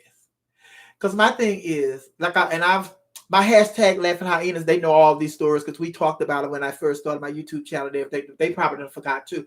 But I I hung around people when I was in college. I hung around people who broke in mailbox, stole checks, rolled people's checks, wrote hot checks, other people's checks.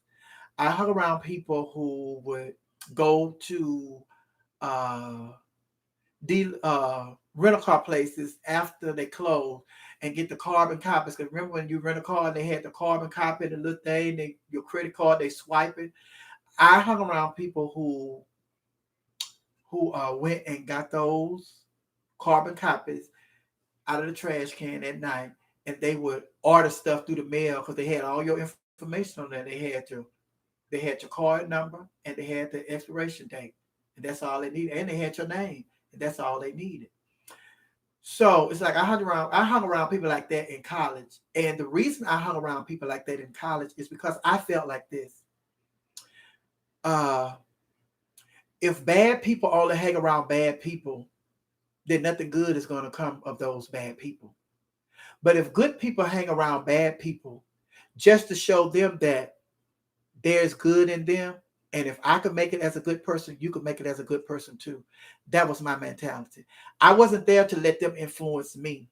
I was there to influence them not to do that. So it's just like the same mentality that a lot of churches have today. It's just like, well, everybody that's coming to church, they coming to get it. But the church is only relying on the people to come to them. The church need to go out into the world and bring the people in. And that's what I consider myself doing when I hang around people like that. Not to let them influence me, but to influence them. So it's just like, yes, you can hang. Yes, you are right. God is not going to bless no mess. They looked like they were being blessed when they was doing this stuff. But you're right, God not going to bless no mess, but also God not going to put you in a situation where he's not going to try to rescue you either. So if the good people are not trying to rescue the bad people by going and being in their circles, then they'll forever be bad. So it's just like, yes, it's just like you try to get your spirit to rub off on them. And and I could say sometimes I don't know if it worked. I don't know if it worked, but sometimes I feel like it did. But I do know that they didn't rub off on me. And the reason that I was able to put myself in a situation like that is because of the foundation that my mom and my dad, you know, gave me. And I, to this day, and my dad is deceased. My dad is deceased and my mom is still alive. But to this day, I still don't want to do nothing that bring embarrassment and shame to my mom. Don't want to do it because of the foundation that she gave me. I know better. I know right from wrong. And I have to always choose right. Not only for me, but for the people that look up to me, for my family, for my nephews, for my nieces, for my cousins, for my aunts, for my mom, especially for my mom. I have to always choose what's right. And yes, I go through stuff just like everybody else. I'm human just like everybody else. And I go through stuff. I get angry, I get mad. And when I'm angry, I'm mad, and I'm really like feeling down and having a pity party, you don't see me. You don't see me. But every now and then I'll give myself one. But I can tell you the last time I had one. But been close. Been close. But yeah, but it's just like, your passion. Your passion. During times like these, this is another thing. During times like these, uh a lot of people you will meet your passion, because a lot of people have been trying to figure out what is my passion, what is my passion, what is my passion. I don't know what my passion is, but then when you get in a situation like this and then you discover what your passion is. Somebody say, what church do you go to? I'm a member of Tabernacle Baptist Church with Pastor Meredith, Dennis Meredith. I'm a member of Tabernacle Baptist Church, but recently I've been going to All Nations Worship Assembly of Atlanta with my friend Boom. Y'all hear me hollering, Boom. Boom invited me to their church, and I so love it. All Nations Worship Assembly with Pastor Friends. That's his last name, Friends. And I love it.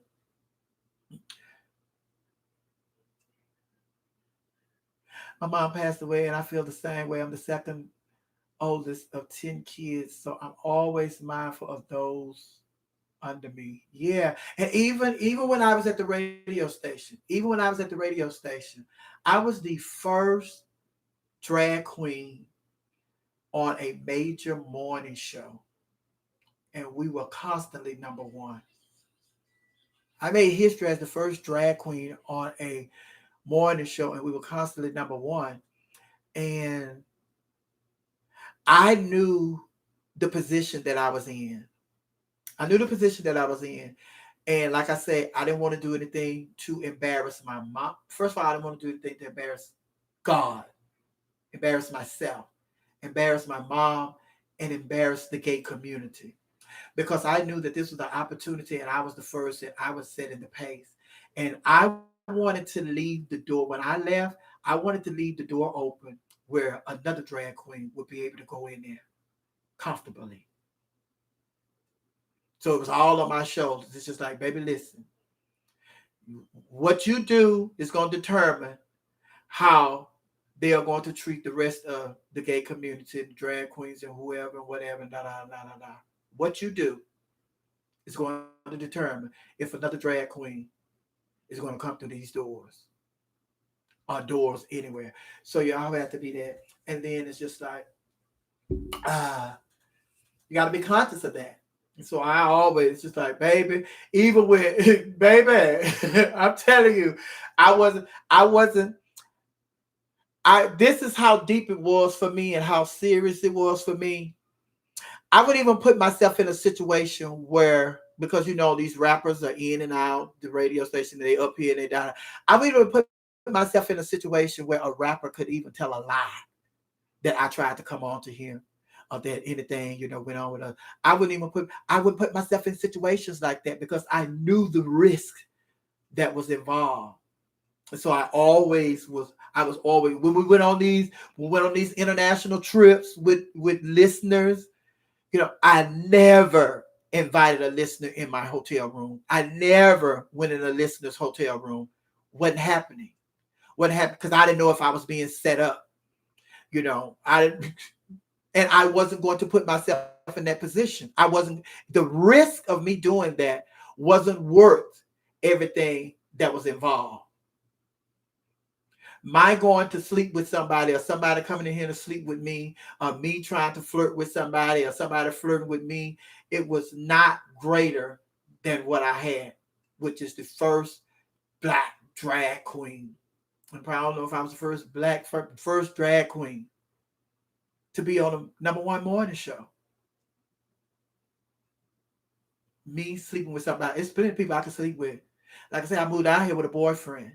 So it's just like, I've always been conscious of that. And to this day, and even when, like, for a while, I didn't say nothing about when I left V103 the first time. When I left, I didn't even address the situation. Like, I talked to the news media and stuff, but I didn't really just, address it. I didn't show out. I didn't just, but eventually I had one moment where I just told everything. And then the second time I left, like this second time I left, I just had a moment because it's just like, y'all know, it's just like, I addressed the situation and I said it. I said what I said and I moved on. And the reason being is because, and this is for somebody, I don't know who this is for, but somebody probably could use this information.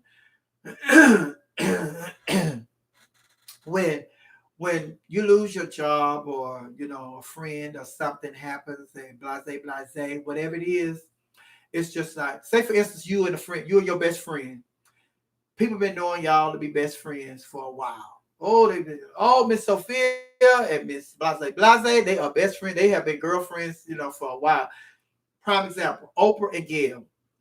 If Oprah and Gail were to have a falling out, and Oprah and Gail is just like, it's like, girl, they don't even address, they don't talk about it, then Oprah and Gail get on the situation. They go to the situation, they not friends no more. Then Oprah, every time you see Oprah, she talk about Gail. Well, F Gail and da da da da da da da da da. And then you see Gail, Gail not saying nothing. Then every time you see Oprah, da da da da. And I ain't stuck Gail, and I've been too good to Gail for Gail to do that. Blah blah blah. F Gail, and Gail can kiss my and da da da.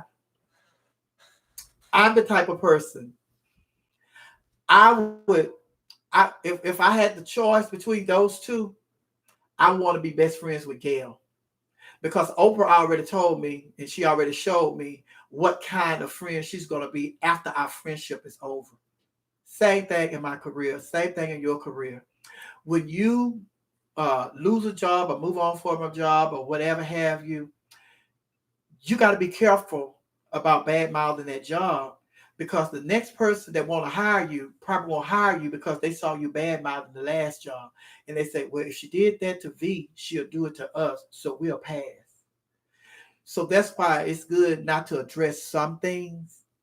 And same thing with Facebook and all these posting that a lot of these young kids, especially the young kids, because the young kids need to know these posts that you all have on Facebook, they live for life. These posts that y'all have and these TikToks and these, videos and all of that and la la la la la la la la la, they last.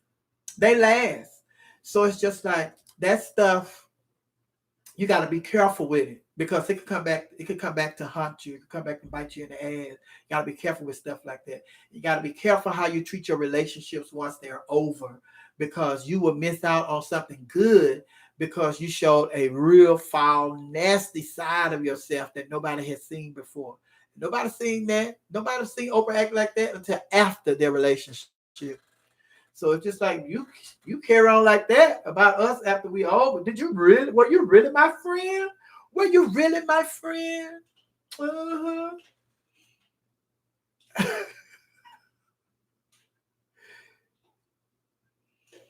A bad mouth and black millionaires and billionaires. I missed the other comment. Sure, there's another comment. Here it is. Oh, I just dropped it, Denzel. Denzel say, Sophia, where's your drink? Here it is. Oh, here it is, honey. All Nations, the church, All Nations Worship Assembly of Atlanta. All Nations Worship Assembly of Atlanta.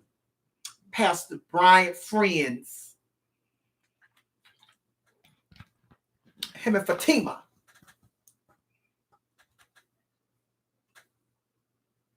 Who's that? Thank God I don't need Oprah money, honey. Oh, but yeah, but I have enjoyed our conversation. Sharing, like, sharing, like, sharing, like, sharing, like, sharing, like, sharing, like, sharing, like. Lady Raw, you gone? Where's Lady Raw? Y'all stay safe during this troubled times. Remember, troubles don't last always. Auntie, shop is I love you. What do you mean shop? Is I love you, baby. Read tight. Send it again because all these comments coming in. I couldn't finish reading the chat. I saw it too late. Oh, okay. Shop is I love you to pieces. And as you tell me to calm down, I will do just the same. And lay down everybody. Thank you to John Hall. Thank you. I appreciate you, honey. And somebody just said, I'm so glad trouble don't last. I'm so glad trouble don't last always. Oh, I'm so glad trouble don't last always. Oh, I'm so glad trouble don't last always. Oh my Lord, what shall I do? Hey, baby. When I was, oh, baby, when you're young, honey, when you're a child, because I was a child back then, baby. We used to go to church, baby. We used to go. Let me tell y'all something. I appreciate y'all too, but let me tell y'all something. You know what we're missing? You know what we are missing? I figured it out, y'all. I figured it out. What we are missing today in this world. Remember back in the day when churches used to have a weekly revival? Every church in the world used to have a weekly revival. And baby, the revivals in the country, especially my dad is Mama's church. Mama Callie. Call her name, Mama Callie. Yes, we call all my grandparents' name. Mama Callie, Papa Cleosi Taylor, Callie Taylor. Those are my dad's parents. Uh, Julie Woodard, Van Woodard. Those are my mom's parents. My grandparents on my mom's side. I don't know why. I just want to call out their names. You know, when I was talking about it, I never call out their name on my social media, honey. But y'all we made history tonight. That's a first.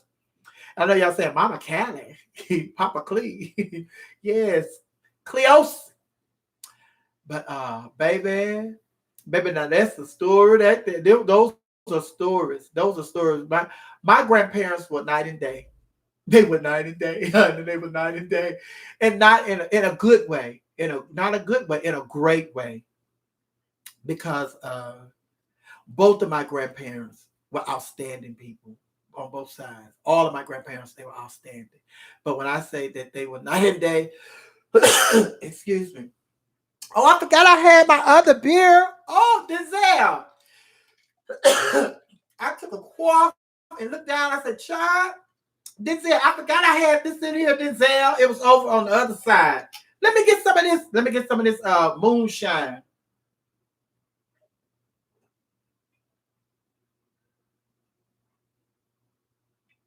Oh, baby, I can stay here for another hour. Put that over there. But when I say my grandparents were night and day, it's because, like I say, on my dad's side, baby, baby, only thing they had to go to the store and purchase was chewing tobacco and snuff. Oh, the Lady PT Showbiz top 5. Y'all go follow my friend. That's my girlfriend, the Lady PT Showbiz top 5. She's in the chat room. Follow her. I'm gonna get you a story about her, but I'm just saying what I'm saying. Yeah, my grandparents, all they had to go to the store to buy was snuff and chewing tobacco. That's it, honey. And my mama's side of the family, they were going to the store to buy everything. And my dad's side of the family, they had farms. And then it's just like, she said, "Check your cash app." Okay. Thank you, Lady PT. But on my dad's side, my grandparents, they had a farm. They raised cows, chickens, hens, pigs. They had a garden. They grew beans, greens, peach trees, plum trees, cabbage, onions, turnip. They grew everything. I mean, oh my God. My grandmother on my dad's side, my grandparents, they were awesome. They were just awesome. They were. Oh my God. And so and all this started because I was talking about when the revivals. Because we would like go to we would like spend the summers with my grandmother. You know, one summer we spent it with my mom's parents. Then the next summer we would go to my dad's parents. And so it's just like my grandmother, Mama Callie. If we were there during the week, they were having a revival. Oh my God. Baby, you talking about some good singing? But I was a child, so I really didn't appreciate it, like I appreciate it now. But those old hymns that they were in there singing, honey, oh my God, today. And then when y'all hear me, when y'all hear me in that old spirit in my soul, in my singing, when I'm singing these gospels, that's from my grandmother on my dad's side. Although both of my grandparents were, well, the grandmothers, I can say the grandmothers, my mom's mom and my dad's mom, they were both heavily involved in the church. You know, the men staying at the house, honey, they weren't going to no church, but both of them were heavily involved in the church. And my grandmother, Mama Callie, her daughters, all of them, they were the choir, and a lot of the neighbors and stuff, them old women down there, they were singing them songs, honey. So y'all hear me singing and them old hymns and stuff, it just like take me, girl, that's what I be remembering. And like last night, I want to go back. I want to go back to the times when when old women and their children were making up the choirs in the church during the revivals. I want to go back. And then this, baby, and this is the song right here. I always remember her. One more time, one more time, one more time, one more time. I'm so glad to be in the service. One more time, one more time. You know, if my mother was here today, baby, them old songs like that. Ooh, honey, baby. That's what I grew up on, those songs, honey. Yes, I did. Y'all just been chatting away. Well, let me see if I can catch up with some of this. Thank you, True Howard. It's clear that you come from a lovely family, honey. Thank you. And singing conventions. The gospel conventions. Did y'all say my siblings and I were the choir? Them old hymns given. Yes, honey. You know, that's what, if we were singing them old hymns, those old hymns would still be the song that we sing today. You know who changed that? You know who changed it? And they were so mad with him. They were so mad with him, baby. Kurt Franklin. Because I'm telling Kurt Franklin and the family, we were still singing them old hymns and singing them old Baptist tunes, honey. Kurt Franklin changed that with him and the family. Family, are you with me? People were so mad at him. And then he, and I listened to him and he was like, it's just like everything don't reach everybody. So you have to reach people where they are. And he was telling everybody, it was just like I was saying earlier, the church don't go outside the church. They wait for you to come inside to save you. If you want to save me, come get me. If you want to save me, it's like somebody drowning. And you're talking about when you get out of, if you get out of that water, you drowning and come to the church. No, go save the person they drowning. And that's the same thing Kurt Franklin, in a nutshell, what he was saying was that, the church people are not trying to go and get these young people. They say young people need to be saved, but they still practicing these old traditions that are not drawing young people to them. So he decided to come up with a music that was it was caught the attention of the young generation. And that's the purpose of it. He said, I don't have to try to save y'all because y'all already in here getting y'all religion. Y'all already know y'all saved. Y'all already doing this and that. He said, I'm trying to go out and bring some new sheep in. Yes, honey. Yes, them young sheep. So that's what that Kurt Franklin music was all about, going out and saving the youth, honey. But up until the end, we were still saying, there's a leak in this old building. I gotta move. I got to move. I gotta move. I got to move. I gotta move. There's a leak. Baby, yes, honey. And I made amazing. We had got to the point, honey, when anybody started singing Amazing Grace, soon as they said that, amazing. Yeah! Baby, they go falling out all over the church. They just want to hear some Amazing Grace. Yes, honey. Oh, the Clark Sisters tomorrow. That's right, Denzel. The Clark Sisters tomorrow. We're gonna be what? Oh, Saturday. Well, no, it's tomorrow because the day is Friday. Yeah, it's Friday. It's 2:43 a.m., honey. It's Friday. Maybe y'all are still on here, honey. Yes, this is wrong. Y'all don't have nowhere to go because y'all are still on here. I'm trying to read some comments, honey.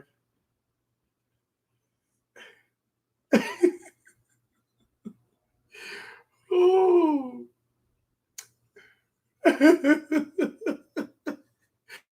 Yes, the child said Kurt Franklin was considered rap in our church, honey. That wasn't holy, honey. LOL, I'm glad I've been delivered from that mentality. That unholy people can't be holy.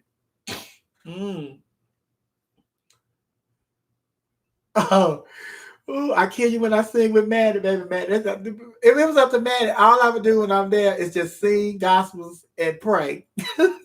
That's funny. Thank you. It's just oh, yes, honey, yes, baby. But and not. And she want me to do everything else, but if she could, honey, she would only have me singing gospel songs and preaching. because she loved, she loved that. And the reason, see, and another thing is just like, because I recognize my gift and my ministry, I know that she needs that. It's just like she entertains people so much, so much. So for that moment, I'm so happy to give her that because she deserves it. She deserves to laugh because she makes so many people laugh and she does so much for so many people. So I am just honored to be in her presence and to make her laugh and to entertain her like she entertained everybody else.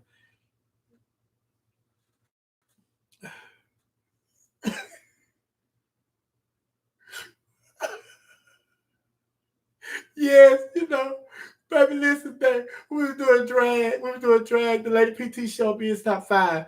Follow my sister on Lady PT Show is top five. She has a YouTube channel. Crazy, crazy, crazy. But I'm glad you talked again because I haven't got with our story. Yeah, so back in the day when they Gladys Knight end of the road during the drag show. The drag show. Baby. I had got to the point where baby the end of the road was too too long. So baby, when they would get to the like they get ready to go into third gear, I had told the DJ, baby, I would cut that. Tell the DJ to cut that, baby. We're like, baby, we already at the end of the road, honey. We at the stop at the end of the road, and we finna do a U-turn. Cut it out. We done, honey. When I start preaching it, man, you scream the whole time, baby. Yes, my sister. I just want to thank you. Hey, yeah, for coming. I was preaching today on my radio show. Don't forget, join me on my radio show. Denzel, type in the radio show, weareyouradio.com. Y'all make sure y'all download the app so y'all can join me weekdays, 2 to 6 p.m. Mm-hmm. Yes, baby. But the Lady PT Showbiz, I was telling y'all about, my Dallas, when I was in Dallas. The Lady PT and myself, she was we were co-workers, co-MCs. And the Lady PT is just as funny. But sometimes, she go in and out because sometimes, like right now, she at that stage where she don't know if she want to do the Lady PT or she want to be Patrick. So it's just like, I'm praying that God deliver. She running from her gifts. She is the Lady PT. You shall always be known as the Lady PT. But anyway, she and I, we were co-hosts, and we worked at the same club called Club Metro, and we've been knowing each other for years. Like for years, just from the gay scene, the clubs, and pageant circuit, and all of that. So she and I, we were ahead of our times. We did this comedy bit every Saturday. Was it Saturday? Yeah, Saturday. I think it was Saturday. Was it Saturday? Saturday, Friday, Saturday. Like we worked at the what was the name of the club? PT. I said a while ago. And then they added a little room where they had another club. It was Elm and Pearl. So they added the club. So we used to do a comedy bit every Saturday. We were the Chitlin sisters. The Chitlin sister. Baby, if I tell you, everybody loved the Chitlin sisters. It was a hit. It was Friday and Saturday. Okay.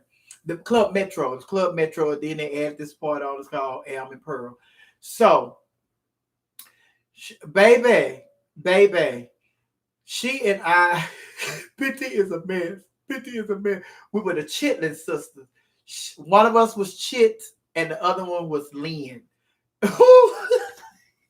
Baby, we had a time. People still bring it up to this day. They be talking. Let me tell y'all something. The Lady PT and myself, we were a flawless duo. Dominique and myself, Dominique Rashad and myself, baby. And who else? The Princess Daranisha, the Lady PT in Dallas, Dominique here in Atlanta with me, and Princess Daranisha. And I post the thing about my sister, Princess Daranisha, on my Facebook and Instagram, I mean. So y'all go, if you can, go and help my sister out because she's not working. And everything she did was in the clubs. I mean, and then it was just like, she would do weddings, she would do birthday parties and clubs. She had like 4 or 5 clubs, like 4 clubs that she worked at. And the majority of her income came from clubs of like 4. And then it's just like she do weddings, she do birthday parties, she do private events and everything. So she is not working because everything is closed. Nobody's having a wedding. Nobody's doing no private events. Nobody's doing no private parties and all of that. And all the clubs are closed. So my sister, if you can help my sister out, go to my page and you can just send my cash out my sister something. And it's her sister's. It's her biological sister's cash app because she don't have cash app. She old school. That's how old school she is. And she way old school than me, honey. But yeah, but in Dallas, it was like me and PT. And in Atlanta, it's me and Dominique. And in New Orleans, it's me and Princess Daranisha. And who are some of the other comedians that I work with? But those 3 are everybody talk about the chemistry between me and PT, me and Dominique, and me and Princess Daranisha.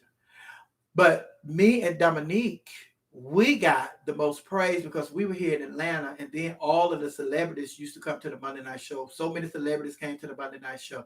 Janet Jackson came, Queen Latifah came, Monique came, Kelly Price came. It was just so many celebrities. They used to just come to the Monday Night Show. RuPaul came to the Monday Night Show. Tyler Perry came to the Monday Night Show. That's what Deatrick Hicks, Tyler Perry bought her one time. And this became, it's just the celebrities were just coming in. Wanda Smith, Frank Ski, Chuck Smith. It was just that's how big that Monday Night Show was. So we got more publicity and we were more known because we got so much publicity about that Monday Night Show. But PT and I, we were just as popular in Dallas and all over. We were just as popular. And Princess Daranisha and I, we are just as popular. Oh my God. And I wish that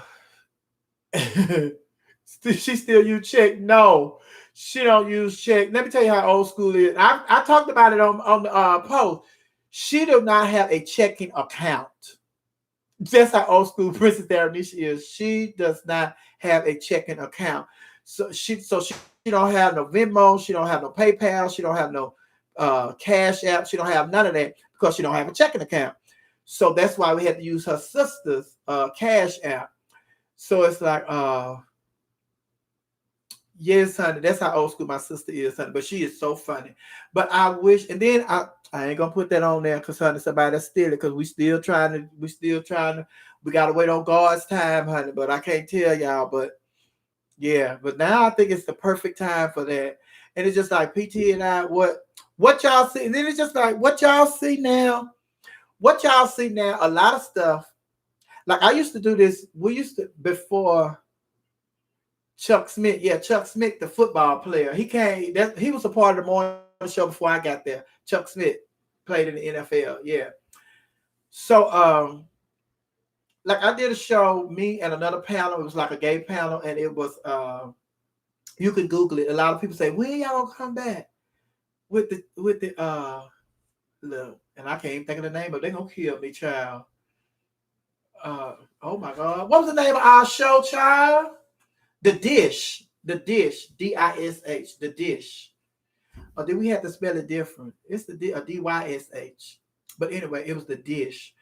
And it was me and some of my gay friends, when I talk about Pam, Jason, it was Jasmine Bonet, Naisha Dupree, Mario Young, Raquel Lord. Like, yeah, we was doing this show. It was just like The View.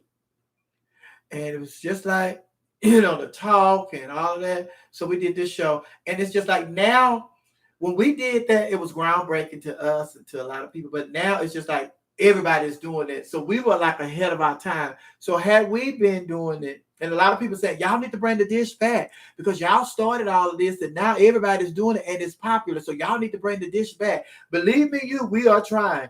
But Jason, he lives in LA now. And Naisha, myself, Jasmine, she's in Tennessee, and Raquel, she's still here. But we are trying to get The Dish back together. I'm trying to get back with PT to do. I'm trying to get back with Princess Daranisha and Dominique and stuff. But he got to make it happen. PT, the lady PT, it was his name. But I started calling him PT. I said, Lady PT, what they say? What PT stand for? I said, part-time. Lady part-time, honey. She's on here. PT's Showbiz Top 5. That's the Lady PT. Chit and Lynn. Thank you. You're the best. Anytime I need cheering up. Oh, thank you, Tracy. Tracy. Her comments down here at the bottom. Okay. Who is this? Lord say, first show I ever went to, UMC. It was Splash 2005. I'll never forget that night. You read the room. Was that the time that I went around? Because that clip is very popular on YouTube. That clip went around that top of bottom, top of bottom, top of bottom, top of bottom, top of bottom. These people, you know how people in the club and stuff, they line up against the wall, and I just started going, top of bottom, top of bottom, top of bottom, top of bottom, top of bottom. And then the other clip from Splash that went viral, like, you look a mess. You look a mess. Baby, now that child wanted to fight me. That child wanted to fight me, honey. Oh, she wanted to fight me. Oh, she had got all up in my face and everything. You still look a mess. Baby, they had to get her. I had to get her, baby. And then there was another one. I was in the old room and I had looked dressed like an old lady with the old gray hair, my purse, and I was twisting around my arm. Oh yeah, baby, I have had some fun. I have entertained, honey. I have entertained. Yes, I has, honey. Yes, I has. But what?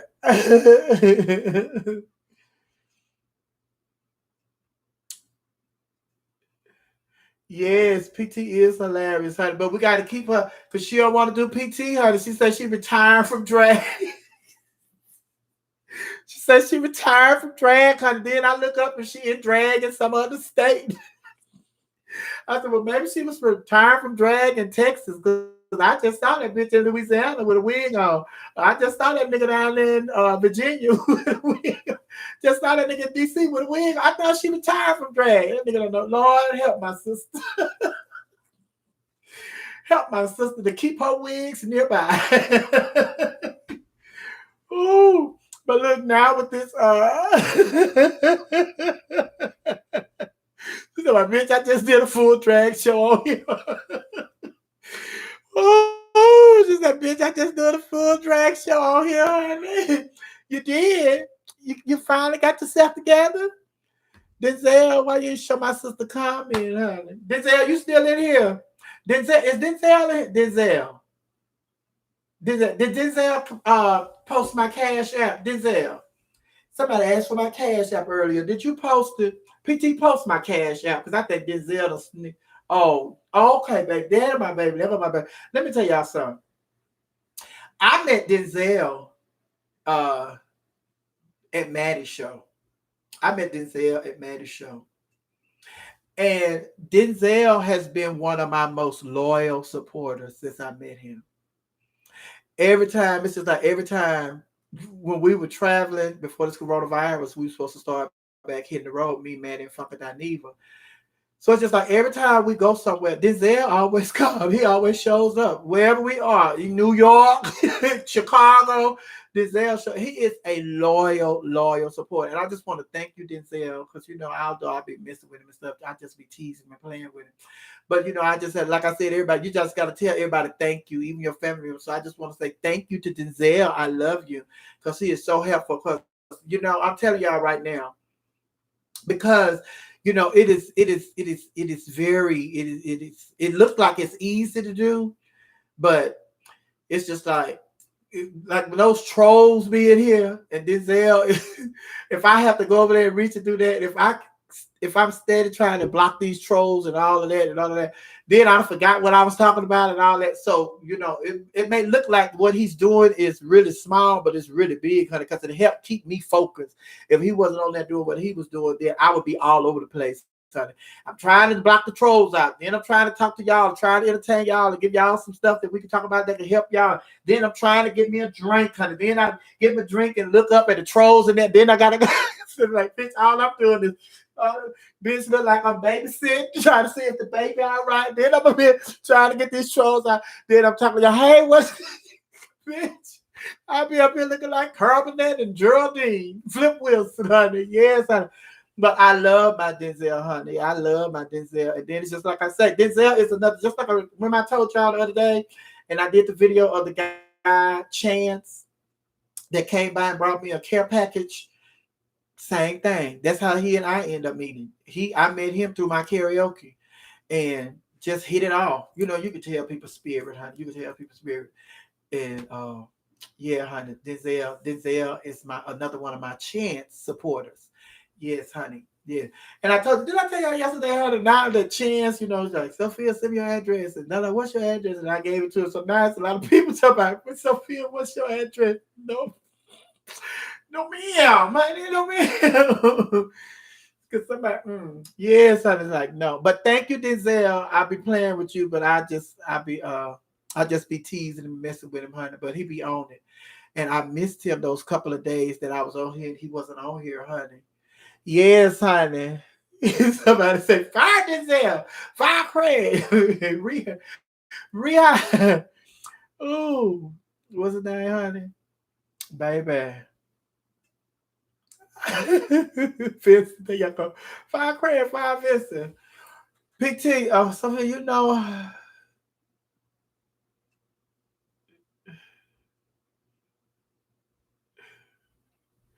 Yes, baby. Oh my God, yes. PT, her character, Chit. I was Lynn. She was Chit. I was Lynn. Thank you, A. So, baby, I used to be talking to her. And then, and mind you, it's this is the killer part about it. Me and PT, me and Dominique, me and Princess Darrenisha. When y'all see us, it's all impromptu. We don't have no script. We don't get together and rehearse. This is all impromptu. So we don't know what's going to come out the other's mouth. And bitch, I tell you, PT was ignorant. We both was ignorant. But baby, the stuff, it was just like, she was so ignorant, Tim. It was easy for me to follow her lead because it was just like, and back then and up until now I just wish that we had more people recording, or if we have, I think this is what I'm gonna start doing from now on. When I host a show, I'm gonna have writers there. I'm gonna have writers there. Thank you, Lord, say. I'm gonna have writers there because they're gonna have to write down what I say. Because once we say this stuff, we don't know what we just said. We don't remember this stuff until we see it on a video or something. We don't remember it. But and then it's just like, I used to be at another radio station, FM Digital Live. That was George Littell's radio station, FM Digital Live. So y'all need to Google me from FM Digital Live. You want to have some good laughs. It was me, Pampers. That's what a lot of y'all be asking, where's Pampers? Where's Pampers? That's a show that I was doing with Pampers. So that's why a lot of people know Pampers from that show that we did on FM Digital Live. So you all can Google FM Digital Live, Miss Sophia's Girl Talk. And y'all could, if you run out of videos, y'all done went through all my videos on my channel, my YouTube and Facebook and all that, and then you ran out, you just keep running into some old videos. If you want new videos, go to FM Digital Live, baby. And I was watching some of those the other day. I was so tickled because I had forgot, baby, not half all of that stuff. I had forgot it. It was so funny. It was even funnier because of the time that has passed. And then when you look at it, it's just like, girl, and you remember stuff that was really going on. But and we was, oh my God.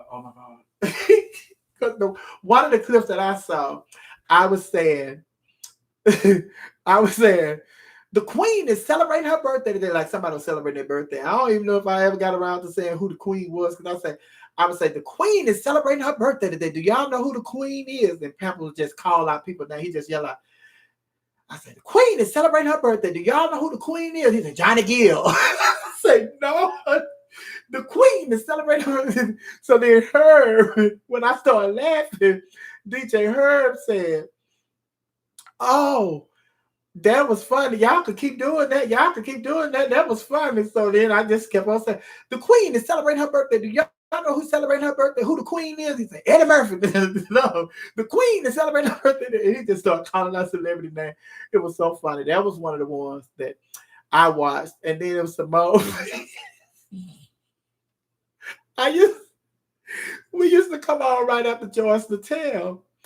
So then a couple of times Joyce would stay in the studio, but because my show, like Joyce, I was able to say, curse, and do everything on there as well. So, and then Joyce was like, "Baby, I can't be connected with this show, honey, because you too much. You do too much, honey." So she would stay sometimes. And she would say it was Georgia Tell. She would change her name. I said, "Oh, we have a special guest here today."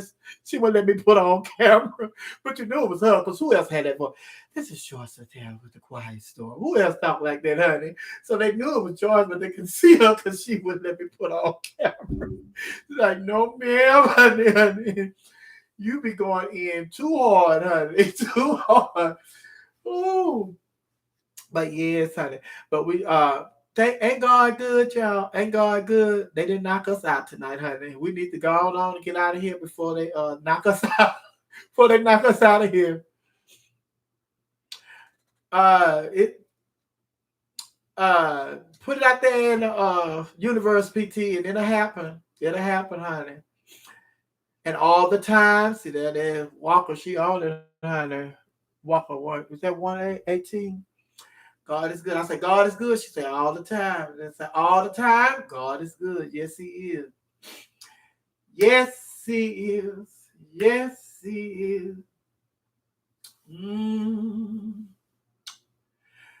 What's this old song I'm thinking of? I'm trying to sing an old song, get y'all out of here. I'm going to sing an old song. One they used to sing at the funerals all the time.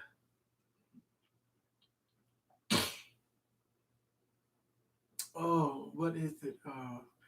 It was a song, honey. I got the benediction. I'm trying to think of this. We've been talking about old songs, honey. I've been trying to think of an old song.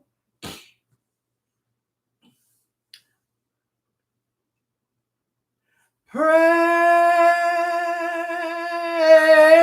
for me. Yes, honey. That's one of them, honey. Pray for me. Oh, PT plays the piano. The lady PT, she plays the piano, baby. If she was with me right now, baby, she'll be on the keyboard, honey. Oh, my brother, pray for me. When you bow. Hey, this is another one that used to make the people fall out all over the church. Baby, they was passing out, baby. Oh, baby, they was, back then. Back then, when people were shouting, baby, they get stiff as iron board. Baby, they pack them out. They be packing them out of the church, honey. They be stiff as an iron board, honey. When you bow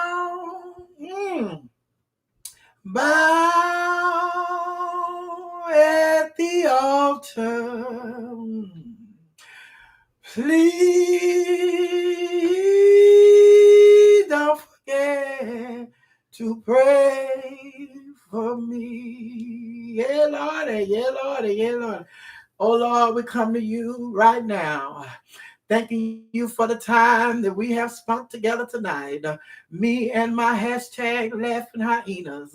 We came just to clear our minds for a little while. We came just to laugh and to learn something to help us live a better life. Lord, we came tonight because everybody is sound asleep around us. And we could spend a little time with the laughing hyena family. Oh Lord, we thank you for Denzel. We thank you for the lady PT. We thank you for Monique. We thank you for Walker 18. We thank you for Regina. We thank you for Dejon. We thank you for Janie. Hey, Lord, we thank you for everybody that has participated in this live feed. Now, Lord, as we get ready to part from YouTube right now, we ask that you encamp the angels all around us, keep us safe from harm and danger. You know, hurt, harm, and danger is always lurking around your children, but we ask that you dispatch the angels and have them to keep the protection around us.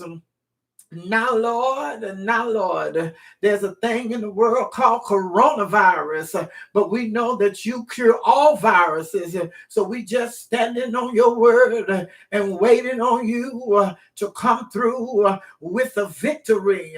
Now, Lord, I want to ask you to bless the sick as well as the shut in. But when I say shut in, you remind me that at this very moment, everybody all over the world is shut in. So that means I'm praying for everybody over the world, because right now everybody is shut in.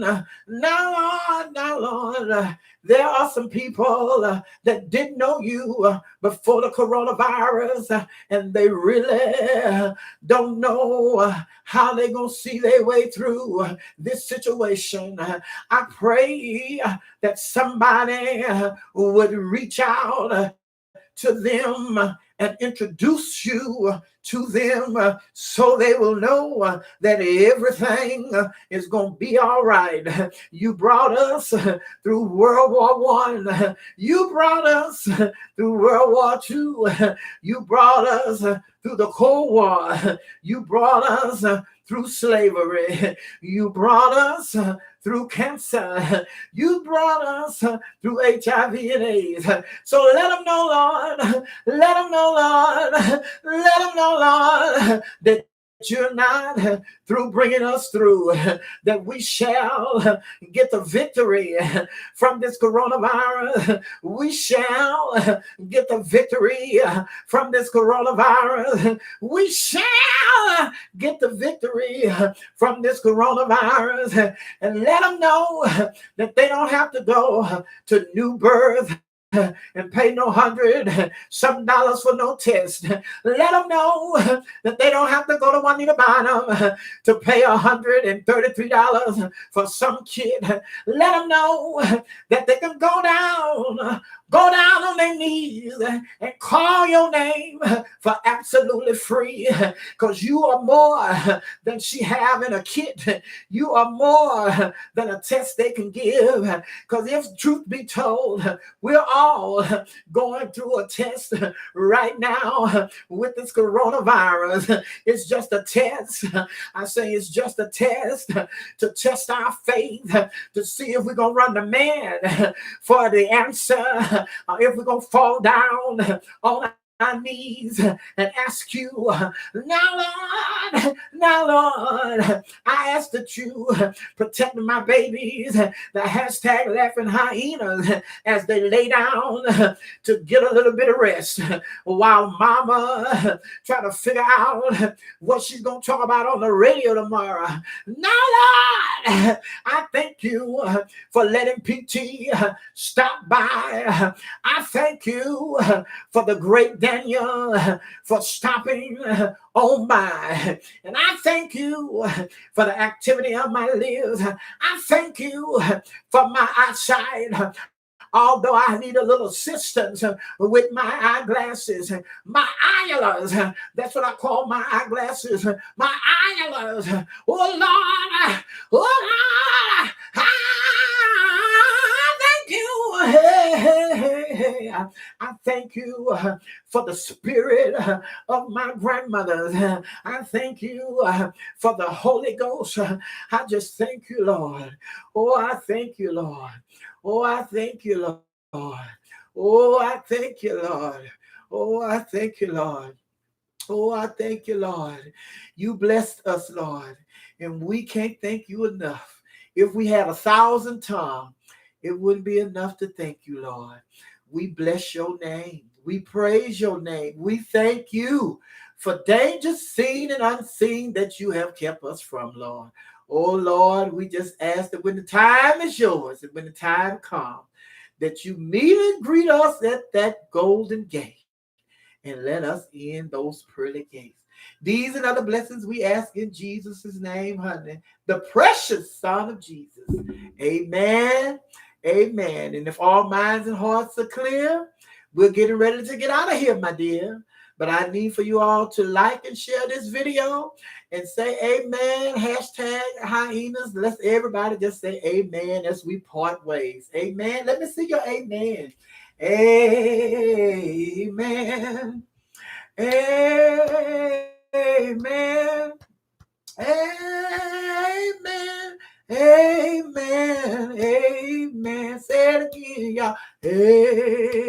Amen.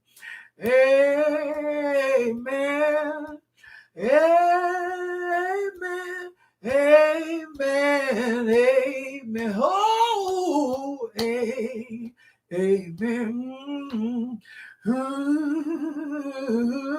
Hey.